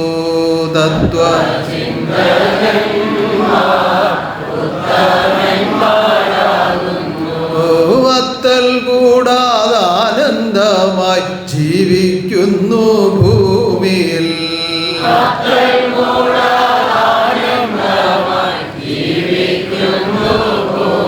ഇപ്പോൾ അത്തലില്ലാത്ത ജീവിതം ചെയ്യുന്ന ആരാണ്?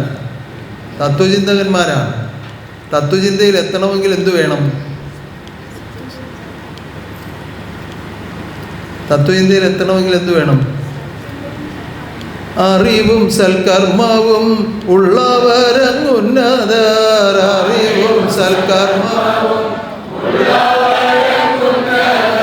ഉന്നതനാം ഗുരു അവർക്കുള്ളിൽ വാസം ചെയ്യുന്നു.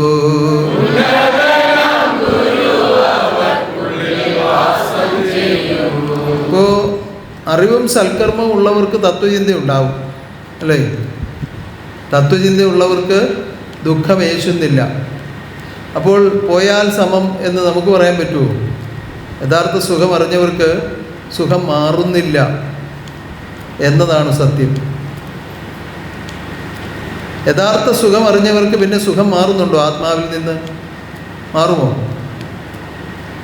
മാറില്ല എന്ന അഭിപ്രായമുള്ള എത്ര പേരുണ്ട്? കൈവെക്കാം.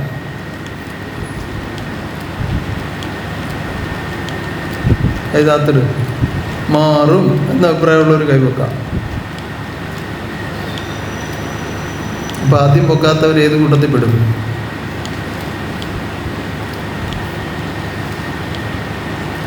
ആദ്യം കൈ പൊക്കാത്തവരെ ഏത് കൂട്ടത്തിൽ പെടുത്തണം?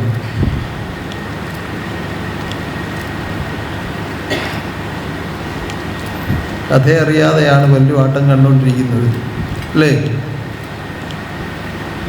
യഥാർത്ഥമായ സുഖം ഒരാത്മാവിൽ ഭവിച്ചാൽ പിന്നെ അതൊരിക്കലും മാറുകയില്ല.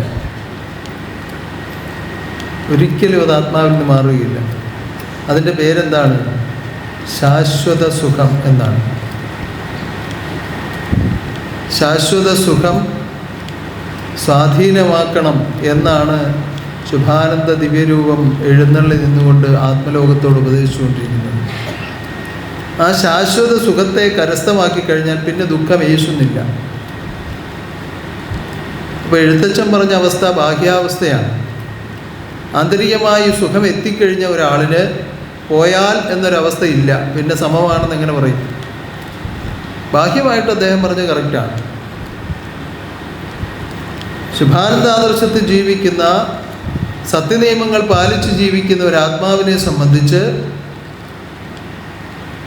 ദുഃഖം ആത്മാവിൽ ഏശുന്നില്ല. എന്തുകൊണ്ട്? നിയമങ്ങൾ പാലിച്ച് ആമയങ്ങൾ തീർന്ന് ആത്മാവിൽ സുഖം എത്തിയിരിക്കുന്നു. ആത്മാവിൻ്റെ സുഖം ആത്മാവിൽ കണ്ടെത്തിയാൽ ആത്മാവിലെന്ത് ആനന്ദം, ആദിയന്തമാനന്ദം. ആ കീർത്തനം കേട്ടിട്ടുണ്ടോ? കേട്ടിട്ടില്ല. ആത്മാവിൻ്റെ സുഖത്തെ ആത്മാവിൽ കണ്ടെത്തിയാൽ ആത്മാവിൻ്റെ സുഖത്തെ ആത്മാവിൽ കണ്ടെത്തിയാൽ ആത്മാവിൽ എന്താനന്ദം ആദിയന്തമാനന്ദം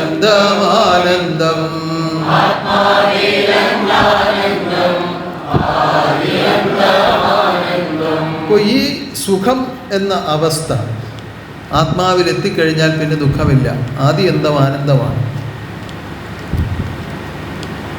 ആദിയന്തം പിന്നെ ആനന്ദമാണ്. പിന്നെ ആ ആളിൽ നിന്ന് ആവശ്യമില്ലാത്ത കർമ്മദോഷങ്ങളൊന്നും വരികയില്ല. കാരണം പ്രകാശം കൊണ്ട് നിൽക്കുന്ന ഒരാളിന് എവിടെയെങ്കിലും തട്ടി വീഴുമോ? പ്രകാശത്തിൽ കൂടിയാണ് സഞ്ചരിക്കുന്നത്. ആൾ പിന്നെ എങ്ങനെ തപ്പുകയോ തടയുകയോ തട്ടി വീഴുകയോ ചെയ്യുകയില്ല. എന്തുകൊണ്ട്? ഈ പ്രകാശത്തിൽ കൂടി സഞ്ചരിക്കുന്നതാണ്. എന്നാൽ ഇരുട്ടിൽ കൂടിയാണ് സഞ്ചരിക്കുന്നതെങ്കിൽ എത്ര പരിചയമുള്ള വഴിയായാലും, മുൻപ് നമ്മൾ പലതവണ പോയിട്ടുള്ള വഴിയാണ്, എന്നാൽ ഇരുട്ടിൽ കൂടിയാണെങ്കിൽ എന്തിലെങ്കിലുമൊക്കെ ഒന്ന് തട്ടും, അല്ലേ? ലക്ഷ്യം ഒരു പക്ഷേ മാറിപ്പോകും. നേരെയാണെന്ന് കരുതി പോകുന്ന ചിലപ്പോൾ വല്ല ഏരിയയിലോ മതിലേലോ ആയിരിക്കും. ശരിയല്ലേ? അങ്ങനെ മുട്ടിയിട്ടില്ലേ പലർക്കും? ഉണ്ടോ? ഇരുട്ടത്ത് പോയിട്ട് അങ്ങനെ ആർക്കെങ്കിലും മുട്ടിയിട്ടുണ്ടോ? ഇല്ല. ഉണ്ടെന്ന് പറയണ്ട. ഉണ്ട് പലർക്കും. അതുകൊണ്ട് ഇരുട്ടിൽ കൂടി ആരും പോകരുത്. നമുക്ക് പ്രകാശത്തിൽ കൂടി പോകാം. ഗുരു എന്നത് പ്രകാശമാണ്. ആ പ്രകാശം ആത്മാവിൽ വന്നു കഴിഞ്ഞാൽ സുഖമാണ്. സുഖത്തിൽ കൂടി ജീവിതം ചെയ്താൽ പിന്നെ ദുഃഖമില്ല. അപ്പം ഈ സുഖത്തെ, ഈ ആനന്ദത്തെ ആത്മലോകത്തിൽ നിലനിർത്തുവാനായി അവതാരമായി വന്ന പരമഗുരു കാണുമ്പോൾ ഒരു മനുഷ്യൻ പാവം, ഒരു തോർത്തും ഒരു മുണ്ടുമൊക്കെ ആയിട്ട് ഇങ്ങനെ ചുറ്റി സഞ്ചരിക്കുക, ഓരോ വീടിൻ്റെ മുമ്പിൽ ചെല്ലുക, അവരോട് കാര്യങ്ങളൊക്കെ പറയുക, അവിടെ കയറി അവിടെ നിന്ന് എന്തെങ്കിലും കിട്ടുന്ന കഴിക്കുക. അന്ന് എല്ലാ വീട്ടിലും കൊടുക്കാനും കഴിക്കാനും ഒന്നും ഇല്ലാത്ത സമയമാണ്. അവരവർക്ക് തന്നെ ഇല്ല, പിന്നെ വരുന്ന ആളിനെങ്ങനെ കൊടുക്കും? എങ്കിലും 1-2 തവണയൊക്കെ ആകുമ്പോൾ അവർ കാത്തിരിക്കും. ഇപ്പം 3 പേരുള്ള വീട്ടിൽ 3 കഷ്ണം സാധാരണ പുഴുങ്ങിക്കൊണ്ടിരുന്നതെങ്കിൽ 4 കഷ്ണം പുഴുങ്ങും. സ്വാമി വന്നെങ്കിലോ ഒരു പ്രതീക്ഷയാണ്. എന്താ കാരണം? അല്ല, പലതവണ ചെന്നപ്പോൾ അവർക്ക് ലോകത്തിൽ ഒരിക്കലും അവർ അനുഭവിച്ചിട്ടില്ലാത്ത സുഖം അവർക്കുണ്ടാവുകയാണ്. യാത്ര ചോദിച്ചിറങ്ങുമ്പോൾ കണ്ണുനീരോടെയാണ് പറഞ്ഞു വിടുന്നത്. ലോകത്തിൽ അന്ന് വരെ അവർ അറിഞ്ഞിട്ടില്ലാത്ത സുഖം അവരുടെ ഹൃദയത്തിൽ ലഭിക്കുന്നു. ആത്മാവ് എന്താണെന്നും ആത്മാവിൻ്റെ സുഖം എന്താണെന്നും അവർ തൊട്ടറിയുകയാണ്. തേനിനേക്കാളും തേൻകട്ടയേക്കാളും മധുരമായി ആ ശബ്ദങ്ങളെ അവർ ശ്രവിക്കുകയാണ്. കണ്ണിൽ നിന്ന് മറയുന്നത് വരെ കൊച്ചു കുടിലുകളുടെ മുൻപിൽ ആ സാധുക്കൾ നോക്കി നിൽക്കുകയാണ്. വീണ്ടും വരാൻ വേണ്ടി കാത്തിരിക്കുകയാണ് പ്രതീക്ഷകളോടെ. എന്തുകൊണ്ട്? തന്നിൽ നിന്ന് പകർന്നു നൽകിയ തിരുശബ്ദങ്ങൾ അവരുടെ ഹൃദയത്തിൽ പതിഞ്ഞപ്പോഴുണ്ടായ ആനന്ദം ലോകത്തിൽ അവർ അനുഭവിച്ചിട്ടില്ലാത്തതാണ്. അതിനെ വീണ്ടും വീണ്ടും അനുഭവിക്കുവാനുള്ള അവരുടെ ആർത്തി. അതാണ് കാച്ചിലോ കിഴങ്ങോ ചേനയോ ചേമ്പോ ഒക്കെ പുഴുങ്ങുമ്പോൾ അതിൻ്റെ എണ്ണം വർദ്ധിപ്പിച്ചു. എന്തിനു വേണ്ടി? സ്വാമി, അന്ന് സ്വാമി എന്നാ പറയുന്നത്, സ്വാമി വരുമല്ലോ. അങ്ങനെ ഗുരുവിനെ കാത്തിരുന്ന സാധുക്കൾ അനേകമുണ്ടായി. ആദ്യകാലത്തൊന്നുമില്ല പലയിടത്തും. അവരങ്ങനെ പ്രതീക്ഷിക്കാനും അങ്ങനെ കരുതാനും തുടങ്ങിയപ്പോൾ അവരറിയാതെ അവരുടെ വിളവുകൾ വർദ്ധിച്ചു. അവർ മുൻപ് നട്ടു വളർത്തിക്കൊണ്ടിരുന്ന വിളവുകൾ വർദ്ധിക്കുന്നത് അവർക്ക് കാണാനിടയായി, അവർക്ക് അനുഭവമായി. അപ്പോൾ കൂടുതൽ അതിന് ശ്രദ്ധിക്കാൻ തുടങ്ങി. ഗുരുവിന് കൊടുക്കണം എന്നുള്ള ശ്രദ്ധ അവരിൽ വർദ്ധിച്ചു. അവർ ആ അനുഭവത്തിലേക്ക് എത്തിയപ്പോൾ വീടും പരിസരവും വൃത്തിയായി ശുചിത്വമായ ജീവിതം നയിക്കാൻ തുടങ്ങിയപ്പോൾ രോഗങ്ങൾ അവരെ അലട്ടുന്നില്ല എന്നവർ തിരിച്ചറിയാൻ തുടങ്ങി. അതിന് ഗുരുവാണ് കാരണം എന്ന് ചിന്തിച്ചപ്പോൾ ഗുരുവിന് പാതയൊരുക്കി അവർ കാത്തിരുന്നു. വളരെ വിദൂരത്തിലേക്ക് നോക്കിയവർ കണ്ണുനീരോടെ കാത്തിരുന്നു. എപ്പോഴാണ് ഗുരു വരുന്നത്? എപ്പോഴാണ് എൻ്റെ ഭവനത്തിലേക്ക് വരുന്നത്? എവിടെയായിരിക്കും ഇരിക്കുന്നത്? അവിടെ പോയെങ്കിലും കാണാമല്ലോ. ആദ്യകാലങ്ങളിൽ എങ്ങും ആരും പോകുന്നില്ലായിരുന്നു.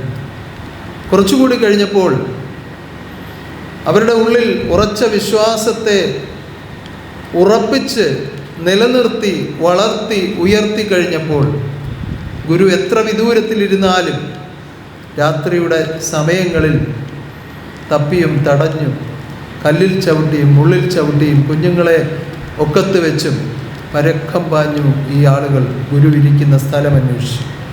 കാരണം അവർക്ക് കാണാതിരിക്കാൻ കഴിയുന്നില്ല. അവർക്ക് കാണാതിരിക്കാൻ കഴിയുന്നില്ല. സ്നേഹം വാരിക്കോരിച്ചൊരിയുന്ന ആ സ്നേഹം അവർക്ക് ലഭിക്കാതെ കുറേ അധിക ദിവസം ഇരിക്കാൻ കഴിയുന്നില്ല. പകർന്നു നൽകിയ പരമാനന്ദം നുകർന്ന് അനുഭവിക്കാതിരിക്കാൻ അവർക്ക് കഴിയുന്നില്ല. അങ്ങനെ ആർത്തിയോടെ ആത്മലോകം അങ്ങനെ പരക്കം പാഞ്ഞു രാത്രിയുടെ യാമങ്ങളിൽ. എവിടെയാണ് ഇരിക്കുന്നത് നിശ്ചയമില്ല. കാരണം ഭക്തഭവനങ്ങളും ഹൃദയങ്ങളും വർദ്ധിച്ചപ്പോൾ ശത്രുതകളും അതുപോലെ വർദ്ധിച്ചു. പകൽ ഇറങ്ങി നടക്കാൻ വയ്യാത്ത അവസ്ഥയായി.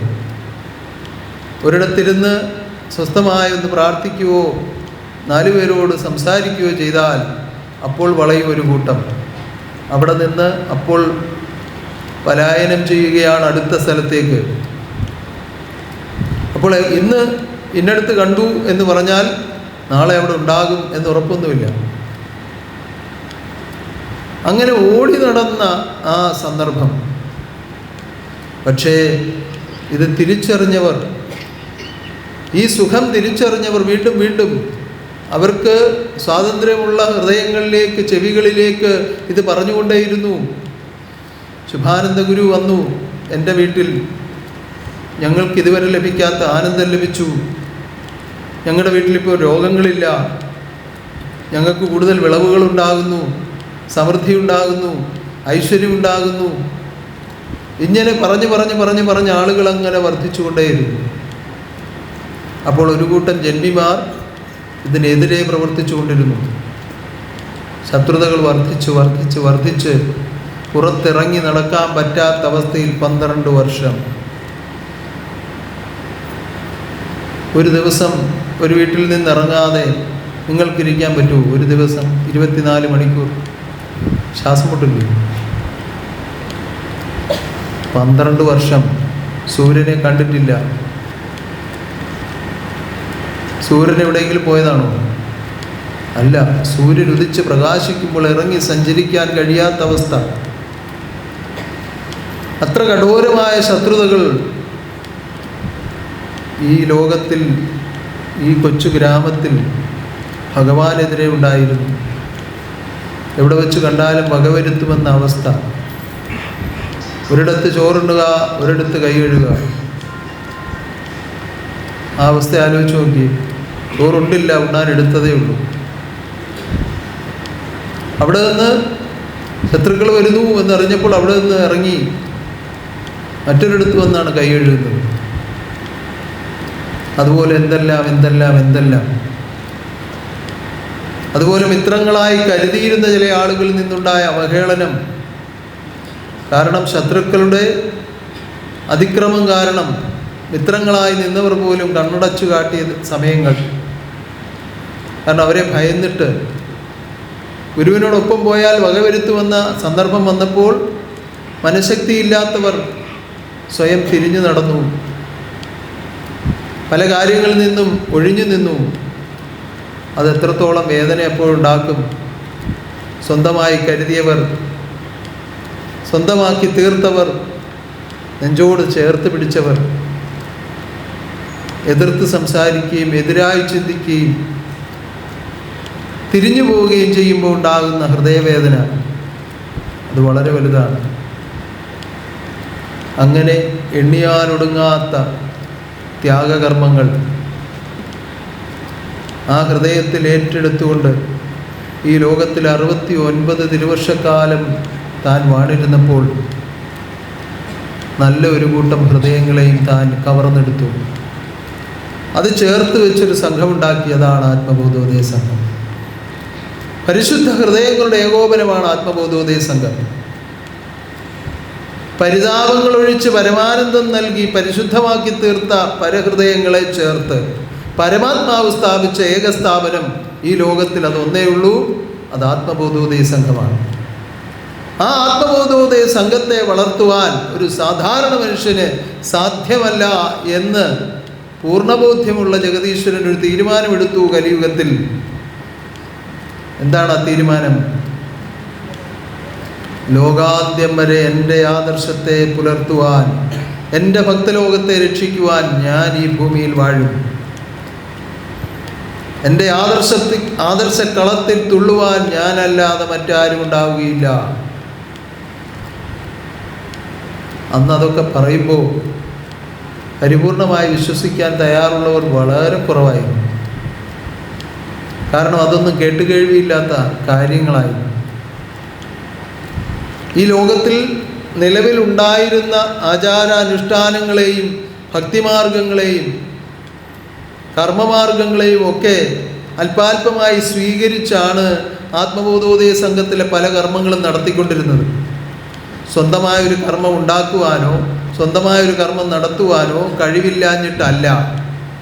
ആ സമ്പ്രദായങ്ങൾ കൂടി സഞ്ചരിച്ചിരുന്നവർക്ക് കൂടുതൽ ബുദ്ധിമുട്ടില്ലാത്ത രീതിയിൽ ഇതിനെ കൊണ്ടുപോകുവാൻ വേണ്ടിയാണ് അങ്ങനെ ഒരു രീതി ഭഗവാൻ സ്വീകരിച്ചത്. അതുകൊണ്ട് തന്നെ പലപ്പോഴും വിഷ്ണുവാണെന്നോ ശിവനാണെന്നോ ബ്രഹ്മാവാണെന്നോ ഒക്കെ സന്ദർഭോചിതമായി ഭക്തലോകത്തോട് പ്രഖ്യാപിച്ചിട്ടുണ്ട്. ഓരോ സന്ദർഭങ്ങളിലായി ചിലപ്പോൾ പറയും വിഷ്ണുവാണെന്ന് പറയും, ചിലപ്പോൾ പറയും ശിവനാണെന്ന് പറയും, ചിലപ്പോൾ പറയും ഇതൊന്നുമല്ല ബ്രഹ്മജ്ഞാനം നൽകിയിടാൻ ബ്രഹ്മാവ് അവതാരമായതാണെന്ന് പറയും. ഇല്ലേ? ഇത് മൂന്നും പറഞ്ഞിട്ടില്ലേ? നമ്മുടെ കീർത്തനങ്ങളിലുണ്ട്, കൃത്യമായിട്ട് ഇതുണ്ട്. പക്ഷെ ഇതെല്ലാമാണോ? ബ്രഹ്മാവോ വിഷ്ണുവോ ശിവനോ ആണോ ശുഭാനന്ദ രൂപം? ആണോ? അതെന്തിനാണ് പറഞ്ഞത്? ആ രീതികളെ അവലംബിച്ചിരുന്നവർ, അതിനെ ആശ്രയിച്ചിരുന്നവർ, അവർക്കൊരു ശ്രദ്ധ കിട്ടാൻ വേണ്ടി ആ നാമങ്ങളൊക്കെ ഉച്ചരിച്ചതാണ്. പക്ഷെ ഇതിനെല്ലാം അതീതമായി നിൽക്കുന്ന അപ്രത്യക്ഷ ശക്തികളെ മൂർത്തീകരിച്ച് അവതാരങ്ങളെ ഉത്ഭവിപ്പിച്ച, അപ്രത്യക്ഷ ശക്തികളെ മൂർത്തീകരിച്ച് അവതാരങ്ങളെ ഉത്ഭവിപ്പിച്ച ഏകപുരുഷൻ ആദിബ്രഹ്മമേ ഏകദൈവമേ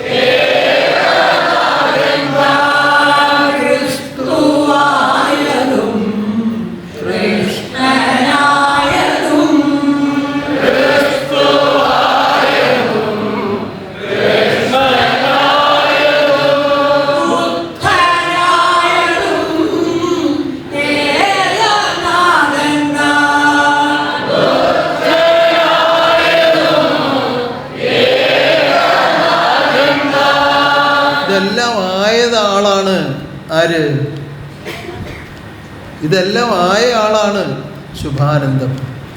നാദമായതും ഭേദമായതും ബോധമായതും ക്രിസ്തുവായതും കൃഷ്ണനായതും ബുദ്ധനായതും ആരാണ്? ശുഭാനന്ദമാണ്. ആദിയിൽ ഉള്ളതും സൃഷ്ടിലോകമായതും എല്ലാം അവസാനിച്ചാലും ഉള്ളതായി നിൽക്കുന്നതും ശുഭാനന്ദമാണ്. ആ ശുഭാനന്ദമാണ് അവതാരമായി വന്ന് വാഴുന്നത്. ആ അവതാരത്തെ ഒരു മൂർത്തികളോട് ഉപമിക്കാൻ പറ്റുകയില്ല. കാരണം തന്നിൽ നിന്ന് ഉത്ഭവിപ്പിച്ചതല്ലാത്തതൊന്നും ഈ പ്രപഞ്ചത്തിലില്ല. ഇത് സാധാരണ ചിന്തകൾ കൊണ്ട് തിരിച്ചറിയാൻ പറ്റുന്നതല്ല. സാധാരണ അറിവിൽ നിന്ന് ചിന്തിക്കാൻ പറ്റുന്നതല്ല. പക്ഷേ നിങ്ങളിത് ചിന്തിച്ചേ മതിയാവും. കാലങ്ങൾ മുൻപോട്ട് പോവുകയാണ്. നമ്മൾ പറഞ്ഞു വെച്ച പല കാര്യങ്ങളുടെയും അന്തസത്ത തിരിച്ചറിഞ്ഞിട്ട് ഉന്നതമായി ഇത് ലോകത്തിലേക്ക് പ്രകാശിപ്പിക്കുവാനുള്ള ധീരന്മാരായ സന്താനങ്ങൾ ഈ ലോകത്തിൽ നിലനിൽക്കേണ്ടത് അത്യാവശ്യമാകയാൽ നിങ്ങളിത് അറിഞ്ഞേ മതിയാവും. ശുഭാനന്ദ ഗുരുദേവൻ ബ്രഹ്മാവായതും വിഷ്ണുവായതും ശിവനായതും എല്ലാം ആരാണ്? ശുഭാനന്ദമാണ്. തന്നിൽ നിന്നുരുത്തിരിഞ്ഞ് വന്നതാണിതെല്ലാം. തൻ്റെ ശക്തിവിശേഷങ്ങളാണിതെല്ലാം. നിസ്സാരമെന്ന് കരുതുന്നത് പോലും തന്നിൽ നിന്ന് ഉത്ഭവിച്ചതാണ്. അതുകൊണ്ടാണ് പറഞ്ഞത്, ഒന്നിൽ നിന്നൊന്നായി പോരുന്ന അസംഖ്യവും മറ്റൊന്നിൽ നിന്നുണ്ടോ തെല്ല് പോലും. ആ ഒന്നായി നിന്ന വസ്തു അതാണ് ഏകസ്വരൂപനാകുന്ന ശുഭാനന്ദ രൂപം. ആ ശുഭാനന്ദ രൂപം ഈ പ്രപഞ്ചത്തിൽ വന്ന് ഈ വിധത്തിൽ മർത്യനായി വാഴുന്നു എന്ന് ഒരു തിരിച്ചറിവ് ഒരു ആത്മാവിനുണ്ടായാൽ എന്തായിരിക്കും അവസ്ഥ? ഞാൻ ഈ അറിവ് നിങ്ങളിലേക്ക് ഈ സമയം പ്രകാശിപ്പിക്കുമ്പോൾ നിങ്ങളിലിരിക്കുന്ന മനസ്സെന്ന ഉപകരണം, അതിൻ്റെ മേൽ പ്രയോഗിച്ചു കൊണ്ടിരിക്കുന്ന ഉന്നതമായ മർദ്ദം, ഇതിൻ്റെ യഥാർത്ഥ അവസ്ഥയിൽ നിങ്ങളുടെ ആത്മാവിലേക്ക് എത്താത്ത വിധം ചലിച്ചുകൊണ്ടിരിക്കുന്ന ആ മനസ്സിൻ്റെ മർദ്ദം, അത് ഈ ലോകപ്രപഞ്ചത്തിൽ നിന്ന് നിങ്ങൾ സ്വീകരിച്ചിരിക്കുന്ന ഉണ്ടായ അറിവിൻ്റെ മർദ്ദം. ഈ ലോകപ്രപഞ്ചത്തിൽ നിന്ന് നിങ്ങൾ സ്വീകരിച്ചിരിക്കുന്ന ഉണ്ടായ അറിവിൻ്റെ മർദ്ദമാണ്. ആ ഉണ്ടായ അറിവ് നിങ്ങളിൽ മർദ്ദനം ചെയ്യും തോറും ഉള്ളറിവിനെ അറിയുവാനുള്ള പ്രാപ്തി നിങ്ങളിൽ കുറഞ്ഞുകൊണ്ടേയിരിക്കും. അതുകൊണ്ടാണ് അറിവറ്ററിവ് വേണം, മനസ്സറ്റ കർമ്മം വേണം, ഉള്ളവനെ ഉള്ളിൽ കാണാൻ മാർഗമിതല്ലോ എന്ന് പ്രഖ്യാപിച്ചത്. ഉണ്ടായ അറിവറ്റ് ഉള്ളറിവ് തെളിഞ്ഞെങ്കിൽ മാത്രമേ ഉള്ളവനെ കാണാൻ കഴിയൂ. ഉണ്ടായ അറിവ് അറ്റുമാറണമെങ്കിൽ മഹാതപസ്സനുഷ്ഠിക്കണം. പണ്ട് ഒരു മടിയനായ പുത്രൻ ഒരു സന്യാസിയെ സമീപിച്ചു. അവൻ പറഞ്ഞു, എനിക്ക് വിശക്കാതിരിക്കാനുള്ള എന്തെങ്കിലും ഒരു വഴി പറഞ്ഞു തരണം. അതെന്തിനാണ് അങ്ങനെ ഒരു വഴി? കാരണം വിശപ്പിനാണല്ലോ നമ്മൾ അധ്വാനിക്കേണ്ടി വരുന്നത്. വിശക്കാതിരുന്നാൽ പിന്നെ അധ്വാനിക്കണ്ടല്ലോ. അപ്പോൾ മടിയനാണ്. അപ്പോൾ സന്യാസിയോട് പറഞ്ഞു. സന്യാസി പറഞ്ഞത് ശരിയല്ല, നിനക്ക് അധ്വാനിക്കാനാണ് ഈ ശരീരം തന്നത്. ഈ കൈകളും ബുദ്ധിയും ഓർമ്മയും ശക്തിയും ഒക്കെ തന്നിരിക്കുന്നത് ലോകത്തിൽ കർമ്മം ചെയ്ത് ജീവിക്കാനാണ്. നിനക്കാവുന്നത് പോലെ എന്തെങ്കിലും കർമ്മം ചെയ്ത് നിൻ്റെ വിശപ്പടക്കൂ. പറഞ്ഞ് എനിക്കത് കഴിയില്ല, എനിക്കിത് തന്നേ പറ്റൂ എന്ന് പറഞ്ഞു. ശരി, തന്നേക്കാമെന്ന് പറഞ്ഞു. വളരെ നിർബന്ധിച്ചപ്പോൾ സന്യാസി ഒരു ഉപകരണം അവന് കൊടുത്തു. അതൊരു ഷർട്ടായിരുന്നു.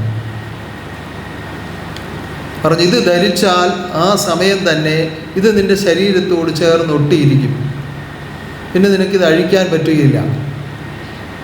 പക്ഷേ ഒരിക്കലും പിന്നെ നിനക്ക് വിശക്കുകയില്ല. അവന് വളരെ സന്തോഷമായി. ആ ഉടുപ്പ് മേടിച്ച് സന്യാസിയുടെ കാൽക്കൽ സാഷ്ടാംഗം നമസ്കരിച്ച് എഴുന്നേറ്റു. ഇപ്പോൾ അത് ഓൺലൈനിൽ വാങ്ങിക്കാൻ കിട്ടും. ആർക്കെങ്കിലും വേണോ? ഷർട്ട് വിശക്കത്തില്ല. ആ ഷർട്ട് ധരിച്ചു കഴിഞ്ഞാൽ വിശപ്പുണ്ടാവുകയില്ല. ആർക്കെങ്കിലും വേണോ? വേണമെന്നുണ്ടെങ്കിൽ നാളെ പറഞ്ഞാൽ മതി, നമ്മുടെ ഫേസ്ബുക്കിൽ ലിങ്ക് അയച്ചു തരാം. ആർക്കാ വേണ്ടത്? കൈവക്ക്. ആർക്കും വേണ്ട? വേണ്ട. അവൻ ആ സ്വാമിയുടെ മുമ്പിൽ ഒരുപാട് പാടുപെട്ടിട്ടാണ് വാങ്ങിച്ചത്. ഇപ്പം അത് ശാസ്ത്രജ്ഞന്മാർ പുതിയത് കണ്ടുപിടിച്ച് വെച്ചിട്ടുണ്ട്. വേണോ? വേണ്ടേ? ആർക്കും വേണ്ട. ഉടുപ്പ വേറെ ഉപദ്രവമൊന്നും ചെയ്യുന്നതല്ല. പിന്നെ ഒരിക്കലും വിശക്കത്തില്ല.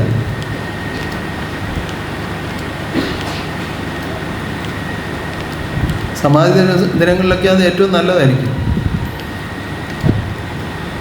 ആർക്കും വേണ്ട. എന്നാൽ അവൻ വാങ്ങിച്ചു, സാഷ്ടാംഗം നമസ്കരിച്ചു. കാരണം ഇത്രയും വലിയൊരു ഉപകാരം ലോകത്തിൽ ആരും അവന് ചെയ്തു കൊടുത്തിട്ടില്ല. സന്യാസി കണ്ണുനീരോട് അവനെ നോക്കി നിന്നു. കാരണം അവന് പറ്റാൻ പോകുന്ന കുഴപ്പം എന്താണെന്ന് സ്വാമിക്ക് നല്ലപോലെ അറിയാം. അവൻ അത് ഇട്ടുകൊണ്ട് പോയി. ആദ്യത്തെ ദിവസം സന്തോഷവാനായിട്ട് അങ്ങ് കഴിഞ്ഞു. ഉടുപ്പൊക്കെ ഇട്ടിരിക്കുക, വിശപ്പില്ല. ഇപ്പോൾ വീട്ടിൽ എല്ലാവരും ആഹാരമൊക്കെ കഴിക്കുമ്പോൾ ഇവനിങ്ങനെ വെറുതെ ഇരിക്കുക. കാരണം അവന് വിശപ്പില്ല, ആഹാരം വേണ്ട. അപ്പം അമ്മ വിളിക്കും, മോനെ ആഹാരം എനിക്ക് വേണ്ട, എനിക്ക് വിശപ്പുണ്ടാകത്തില്ല, ഞാൻ ഈ ഉടുപ്പിട്ടിരിക്കുകയാണ്. 2-3 ദിവസം കഴിഞ്ഞപ്പോൾ ശരീരത്തിന് ക്ഷീണം തുടങ്ങി, ബുദ്ധിമുട്ടായി, പലവിധ ബുദ്ധിമുട്ടുകൾ ആരംഭിച്ചു. ഒരാഴ്ച കൊണ്ടായപ്പോഴത്തേക്ക് ഒരു രക്ഷയില്ല. ഇവന് ആഹാരം കഴിക്കണ്ടേ? ഓരോരുത്തർ ആഹാരം കഴിക്കുമ്പോൾ ഇവന് പല വിധത്തിലുള്ള ആഗ്രഹങ്ങൾ ഉണ്ടാകുന്നുണ്ട്. പക്ഷേ കഴിക്കാൻ പറ്റത്തില്ല, വിശപ്പില്ല, വയറ് ഫുള്ളാണ് എപ്പോഴും. പിന്നെന്ത് ചെയ്യും? അവൻ വലിച്ചു പറിക്കാനൊക്കെ നോക്കി, വരുത്തില്ല, ദേഹത്തൊട്ടിയിരിക്കുക. അവസാനം ആത്മാവും തമ്മിലുള്ള പ്രേമം, അതാണ് യഥാർത്ഥമായ പ്രേമം. ആ പ്രേമം എപ്പോഴും ഉണ്ടാകണം. അപ്പോഴാണ് ഗുരുവിനോട് ചേർന്നിരിക്കാൻ കഴിയുന്നത്. അവിടെ ആവശ്യങ്ങൾ മാത്രമല്ല, ദുഃഖം വന്നാലും സുഖം വന്നാലും നമ്മളിങ്ങനെ പറഞ്ഞുകൊണ്ടേയിരിക്കുക ഭഗവാനോട്. ഭഗവാനെ ഇന്ന് ഇന്നതുപോലൊരു കാര്യമാണല്ലോ ഉണ്ടായത്, അത് എന്താ കാര്യമെന്ന് അറിയില്ല, അല്ലെങ്കിൽ ഞാൻ ഇന്നതുപോലൊരു കാര്യം ചെയ്തത് കൊണ്ടാണോ അത് വന്നത്. ഇങ്ങനെ എപ്പോഴും ഭഗവാനോട് ഹൃദയം കൊണ്ട്, പുറമേ അല്ല. പുറമേ പറഞ്ഞുകൊണ്ട് നടന്ന ഭ്രാന്തനാണെന്ന് പറയും. അകമേ അത് നടന്നുകൊണ്ടിരിക്കണം. എല്ലാ കാര്യങ്ങളിലും നമ്മുടെ ശ്രദ്ധയുണ്ടാവണം. നമ്മുടെ ജീവിതത്തിൽ നടക്കുന്ന ഓരോ കാര്യങ്ങളിലും നമ്മുടെ ശ്രദ്ധയുണ്ടാവണം. ചില ആളുകൾ വീട്ടിൽ ഒരുമിച്ച് ജീവിക്കുന്ന 4-5 പേര് ഒരുമിച്ച് ജീവിക്കുക, പരസ്പരമുള്ള കാര്യങ്ങൾ വെളിയിൽ നിന്നൊരാൾ ചോദിച്ചാൽ അത് അവരുടെ കാര്യം നോക്കി ജീവിക്കുന്നത് എനിക്കറിയത്തില്ല. വളരെ അന്തസ്സായിട്ടാണ് പറയുന്നത്. അച്ഛന് മക്കളുടെ കാര്യം അറിയത്തില്ല, മക്കൾക്ക് അച്ഛൻ്റെ കാര്യം അറിയില്ല. അതാണ് ഇപ്പോഴത്തെ സംസ്കാരം. അങ്ങനെ പോരാ. ഓരോ കാര്യങ്ങളെക്കുറിച്ചും അവബോധമുണ്ടാവണം ഓരോരുത്തർക്കും. ഓരോ രംഗത്തും നടക്കുന്ന കാര്യങ്ങൾ, തൊഴിൽ മേഖലയിലായാലും പ്രാർത്ഥനാ മേഖലയിലായാലും അതുപോലെ ഓരോ കാര്യങ്ങളും നമുക്ക് ഓരോരുത്തർക്കും വിവിധ മേഖലകളുണ്ട്. നമ്മുടെ സ്വകാര്യ ജീവിതമുണ്ട്, കുഞ്ഞുങ്ങളുമായിട്ടുള്ള ജീവിതമുണ്ട്, മാതാപിതാക്കളുമായിട്ടുള്ള ജീവിതമുണ്ട്, സുഹൃത്തുക്കളുമായിട്ടുള്ള ജീവിതമുണ്ട്. ഇങ്ങനെ എല്ലാ ജീവിതത്തിലും നമുക്ക് നമ്മുടേതായ ശ്രദ്ധയുണ്ടെങ്കിലേ സൂക്ഷിച്ച് ജീവിച്ചു കൊള്ളാമെന്ന് ഗുരുമുമ്പാകെ പറഞ്ഞ കാര്യം കൃത്യമായി നിർവഹിക്കാൻ കഴിയുള്ളൂ. ആ നിർവഹണമാണ് ഏറ്റവും വലിയ ആധ്യാത്മിക ജീവിതം. അതിനാണ് നമ്മളെ പരിശീലിപ്പിക്കുന്നത്.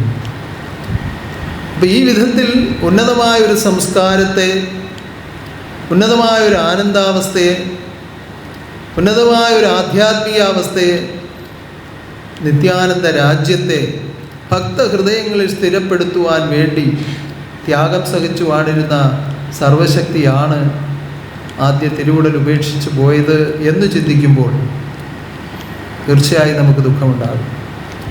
ഉണ്ടായില്ലല്ലോ. നമുക്ക് നമ്മുടെ ദൈവം എങ്ങും പോകുന്നില്ല. അത് നമ്മുടെ ആശ്വാസമാണ്, ആനന്ദമാണ്, വലിയ വിശ്വാസമാണ്. എന്നാലും ഈ വിധത്തിൽ ഒരുക്കപ്പെട്ട് ഈ പ്രപഞ്ചത്തിൽ നിന്ന് ഒരു ബ്രഹ്മദേഹത്തെ സ്വീകരിച്ച്, ബ്രഹ്മാവിന് വാഴുവാൻ ബ്രഹ്മദേഹം തന്നെ വേണം. സ്വന്തം സിംഹാസനത്തിലല്ലാതെ താൻ ഇരിക്കുകയില്ല. അനുയോജ്യമായി നിർമ്മിച്ച തൻ്റെ സ്വന്തം സിംഹാസനത്തിലല്ലാതെ മറ്റൊരു കസേരയിൽ കയറിയിരിക്കുന്ന ആളല്ല. അങ്ങനെ ഒരുക്കപ്പെട്ട ഒരു ദേഹം, അത് ബ്രഹ്മദേഹം തന്നെയാണ്. ബ്രഹ്മസ്വരൂപത്തിന് അധിവസിക്കുവാൻ വേണ്ടി നിർമ്മിച്ച ആ മഹാക്ഷേത്രം, അത് പ്രപഞ്ചത്തിലെ ഏറ്റവും മൂല്യമേറിയ തത്വങ്ങളെ, അനേകം തത്വങ്ങളുണ്ട്. 96 തത്വങ്ങളെന്ന് പറയപ്പെടുന്നുവെങ്കിലും കോടിക്കണക്കിന് തത്വങ്ങൾ ഈ പ്രപഞ്ചത്തിലുണ്ട്. കാരണം വിഘടിതമായും സംഘടിതമായും നിൽക്കുന്ന അനേകം തത്വങ്ങളുണ്ട്. നമ്മൾ 1 മുതൽ 0 വരെയുള്ള സംഖ്യകൾ കൊണ്ട് കോടിക്കണക്കിന് കണക്കുകൾ എഴുതുന്നത് പോലെ ഈ പഞ്ചഭൂതങ്ങളെ കൊണ്ട് അനേകം തത്വങ്ങളെ ഈ ലോകത്തിൽ ഈശ്വരൻ സ്വയം നിലനിർത്തിയിട്ടുണ്ട്. പ്രാപ്തിയോടുകൂടി അതിന് സ്വയം പലതും ചെയ്യാൻ കഴിവുണ്ട്. അതാണ് സംഘടിക്കുകയും വിഘടിക്കുകയും ചെയ്തുകൊണ്ട് പ്രപഞ്ചത്തിലെ ഈ മാറ്റങ്ങൾ പോലും ഉണ്ടാക്കുന്നത്. ഉദാഹരണത്തിന്, നമ്മൾ ഒരു അധികം വിളവെത്താത്ത ഒരു മാങ്ങ എടുത്ത് നമ്മൾ കടിച്ചാൽ നമ്മുടെ പല്ല് പോലും പൊളിക്കും, അല്ലേ? അതൊന്ന് വിളഞ്ഞ് പഴുത്താലോ അതിന് നമുക്ക് മതിവരാത്ത മധുരമാണ്. ഒരേ വസ്തുവിൽ ഉണ്ടാകുന്ന ഘടനാപരമായ മാറ്റം തത്വങ്ങളുടെ മാറ്റമാണ്. ഇതുപോലെ പ്രപഞ്ചത്തിലെ ഓരോന്നിലും തത്വങ്ങൾ സംഘടിക്കുകയും വിഘടിക്കുകയും ചെയ്തുകൊണ്ടിരിക്കുകയാണ്. അതാണ് ഈ പ്രപഞ്ചത്തിൻ്റെ താളലയം എന്ന് പറയുന്നത്. അതിൻ്റെ അനുപാതമനുസരിച്ച് അത് കയറുകയും ഇറങ്ങുകയും ചെയ്തുകൊണ്ടിരിക്കുകയാണ്. അതിനനുയോജ്യമായ വിധത്തിലുള്ള ജീവിതം ചെയ്യുവാൻ തത്വരൂപനാകുന്ന ഗുരുവിൻ്റെ അധിവാസമില്ലാതെ സാധ്യമല്ല. അതിന് ഈ പ്രത്യേക ശ്രദ്ധ ആവശ്യമാണ്. ശ്രദ്ധയോടുകൂടി, ആ ഭക്തിയോടുകൂടിയുള്ള ജീവിതം നമ്മളിൽ വലിയ മാറ്റങ്ങളുണ്ടാക്കും. ആ മാറ്റങ്ങൾ വിജ്ഞാനപ്രദമായ മാറ്റങ്ങളും പ്രകാശപൂരിതമായ മാറ്റങ്ങളുമാണ്. ആ മാറ്റങ്ങൾ കൊണ്ട് മാത്രമേ ഗുരുവിൻ്റെ വാഴ്ചയെയും ഗുരു സ്വീകരിച്ച ദേഹത്തിൻ്റെ വ്യവസ്ഥകളെയും മനസ്സിലാക്കാൻ കഴിയുള്ളൂ. അങ്ങനെയാകുമ്പോൾ നമുക്ക് എല്ലാ ദേഹങ്ങളും ഒന്നുപോലെ പ്രാധാന്യമുള്ളതാണ്. എങ്കിലും ആദ്യമായി എന്ന് പറയുമ്പോൾ അതിന് ഏറ്റവും പ്രാധാന്യമാണ്. ആ ദേഹം നമ്മളെ വിട്ട് മറവായിപ്പോയ സമയമാണിപ്പോൾ, ദിവസമാണ്, അതിലുപരി ഇപ്പോൾ സമയമാണ്. നമുക്ക് ഉന്നതിനുമേൽ സഹിച്ച മഹാത്യാഗങ്ങളെ ചിന്തിച്ചുകൊണ്ട് ഈ സമയം നമുക്കൊന്നായി നിന്ന് പ്രാർത്ഥിക്കാം. അപ്പോൾ ആ സമയത്ത് ജനറൽ ആശുപത്രിയിൽ, തിരുവനന്തപുരം ജനറൽ ആശുപത്രിയിൽ സമാധി പോകുന്ന സമയത്ത് ആരുമുണ്ടായിരുന്നില്ല. അടുത്തു നിന്നവരെയെല്ലാം ഓരോ ആവശ്യങ്ങൾ പറഞ്ഞ് പല സ്ഥലങ്ങളിലായി പറഞ്ഞയച്ചിട്ടാണ് തിരുമേനി ദേഹം വിട്ടുമാറിയത്. കാരണം തന്നെ ഹൃദയം പോലെ കരുതുന്നവർ അടുത്തു നിന്ന് അപേക്ഷിച്ചാൽ തൻ്റെ ഉദ്ദേശങ്ങൾ പലതും മാറ്റിവെക്കേണ്ടി വരും എന്നറിയാവുന്നത് കൊണ്ട് അവിടെ നിന്നവരെയെല്ലാം മാറ്റി നിർത്തിയിട്ടാണ്, അങ്ങോട്ടും ഇങ്ങോട്ടുമൊക്കെ പറഞ്ഞയച്ചിട്ടാണ് ദേഹം വിട്ടുമാറിയത്. അതുകൊണ്ട് കൃത്യമായ സമയം മഹാശക്തിക്കല്ലാതെ മറ്റാർക്കും അറിയില്ല. 8-നും 9-നും ഇടയ്ക്ക് എന്ന് മാത്രമേ അറിയൂ. പലരും പല സമയവും പല പുസ്തകത്തിലും എഴുതിയിട്ടുണ്ട്. ചിലർ പറയും 8 മണിയോടുകൂടിയാണ്, ചിലർ പറയും 9 മണിയോടുകൂടിയാണ്, ചിലർ പറയും 8:30-ക്കാണ്. ഇപ്പോൾ ഒരു പുതിയ കഥ ഇറങ്ങിയിട്ടുണ്ട്. ആരോ സന്യാസിമാരവിടെ ഉണ്ടായിരുന്നെന്നും അവർ കീർത്തനം പാടിക്കൊണ്ടിരുന്നുവെന്നും അപ്പോൾ 2 സ്വാമിമാർ കയറി വന്നുവെന്നും അവർ വന്നപ്പോൾ ഭഗവാൻ സമാധിസ്ഥനായിരുന്നുവെന്നും ഒക്കെ പുതിയ കഥകളൊക്കെ എഴുതുന്നുണ്ട്. അത് ഓരോരുത്തരുടെയും ഭാവനയ്ക്കനുസരിച്ച് പല കഥകളും എഴുതുന്നുണ്ട്. അന്ന് ഇത് നേരിട്ട് അനുഭവമുള്ള 2 ശരീരങ്ങൾ നമുക്ക് മുൻപ് വാണിരുന്ന് അറിയിച്ച അറിവിൻ പ്രകാരം അപ്പോൾ അവിടെ ആരും ഉണ്ടായിരുന്നില്ല എന്നുള്ളതാണ് സത്യം. നമുക്ക് ആളുണ്ടായിരുന്നോ ഇല്ലായിരുന്നോ ഇതൊരു നമുക്ക് ചിന്തിക്കേണ്ട ഒരു കാര്യമല്ല. എങ്കിൽ പോലും ഈ സമയം 8-നും 9-നും ഇടയ്ക്കുള്ള സമയത്ത് സർവശക്തി ആ ദിവ്യദേഹം ഉപേക്ഷിച്ചു മാറി. അത് ഭക്തലോകത്തിൽ സങ്കടക്കടലായി മാറി. പ്രകൃതി കരഞ്ഞു, തൻ്റെ സൂക്ഷ്മരൂപികളെല്ലാം കരഞ്ഞു. കാരണം അനേകം യുഗങ്ങളുടെ പ്രാർത്ഥനയുടെ ഫലമായിട്ടാണ് സർവശക്തി അങ്ങനെ ഒരു രൂപത്തിൽ ഈ ലോകത്തിൽ പ്രത്യക്ഷമായത്. ഒരവതാരത്തെ ചിന്തിക്കുന്നത് പോലെ നിങ്ങൾ ചിന്തിക്കാതെ, നമ്മൾ അവതാരം എന്ന് പറയുന്നുവെങ്കിലും അവതാരങ്ങളെ ഉത്ഭവിപ്പിച്ച ഏകനാഥനാണ് അവതരിച്ചു വന്ന് നമ്മളെ ദർശിച്ചത്, നമ്മളെ രക്ഷിച്ചത്, നമ്മളെ അനുഗ്രഹിച്ചത്, നമ്മളെ ആനന്ദിപ്പിച്ചത്, ഇപ്രകാരം ഒരു ഉന്നതമായ ആദർശം ലോകത്തിൽ സ്ഥാപിച്ചത് എന്ന് ചിന്തിക്കുമ്പോൾ എങ്ങനെ മറന്നിടും ഞാൻ എൻ്റെ പിതാവേ,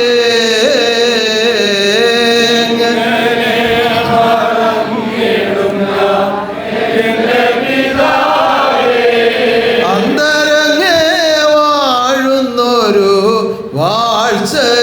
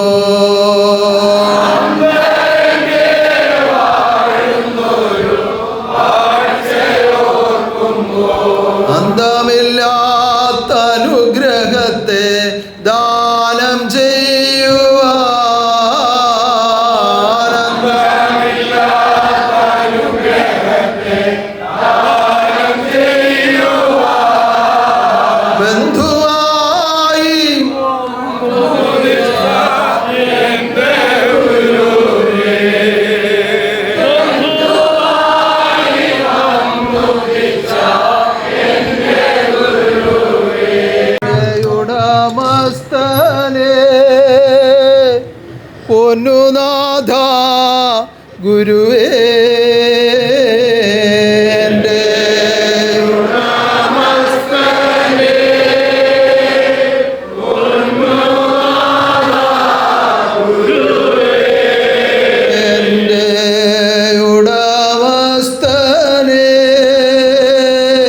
പൊന്നുനാഥ ഗുരുവേ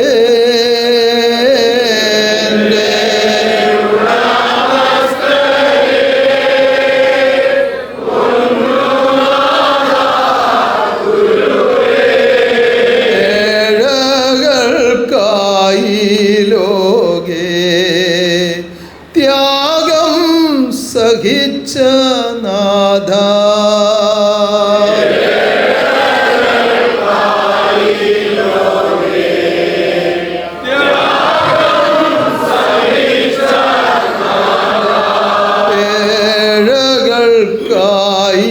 ലോകേ ത്യാഗം സഹിച്ച നാഥ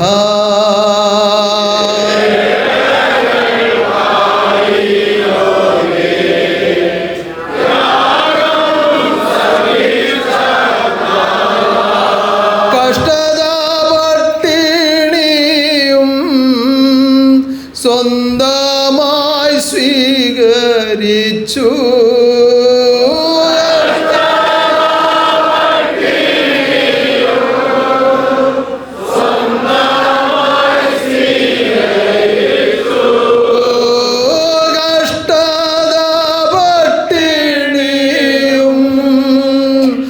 സ്വന്തമായി സ്വീകരിച്ചു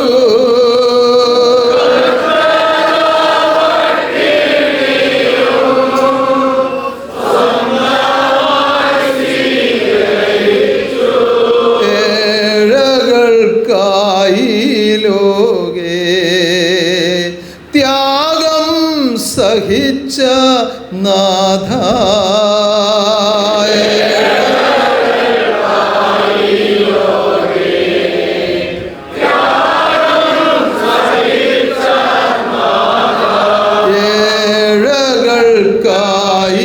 ലോകേ ത്യാഗം സഹിച്ച നാഥ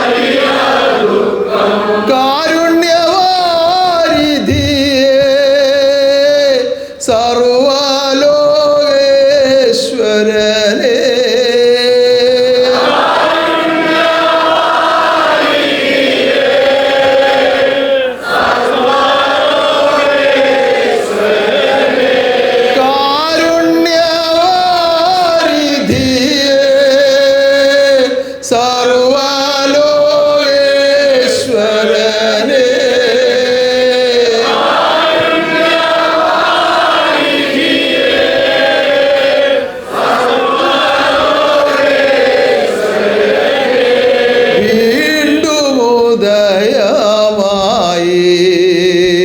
ദുഃഖമൊഴിച്ച നാഥ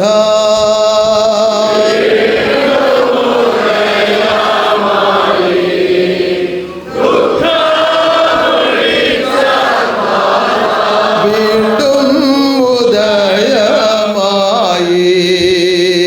ദുഃഖമൊഴിച്ച നാഥ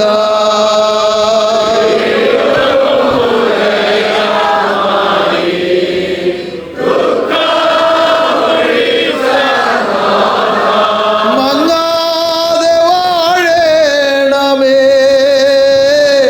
മറയാതെ വാഴണമേ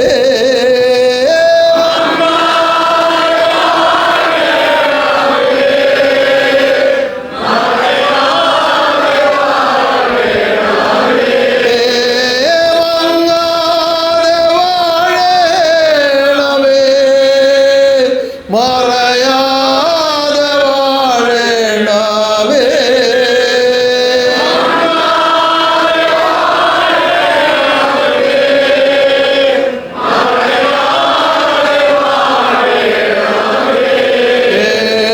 ഏഴകൾക്കായി ലോകേ എന്നെന്നും വാഴണമേ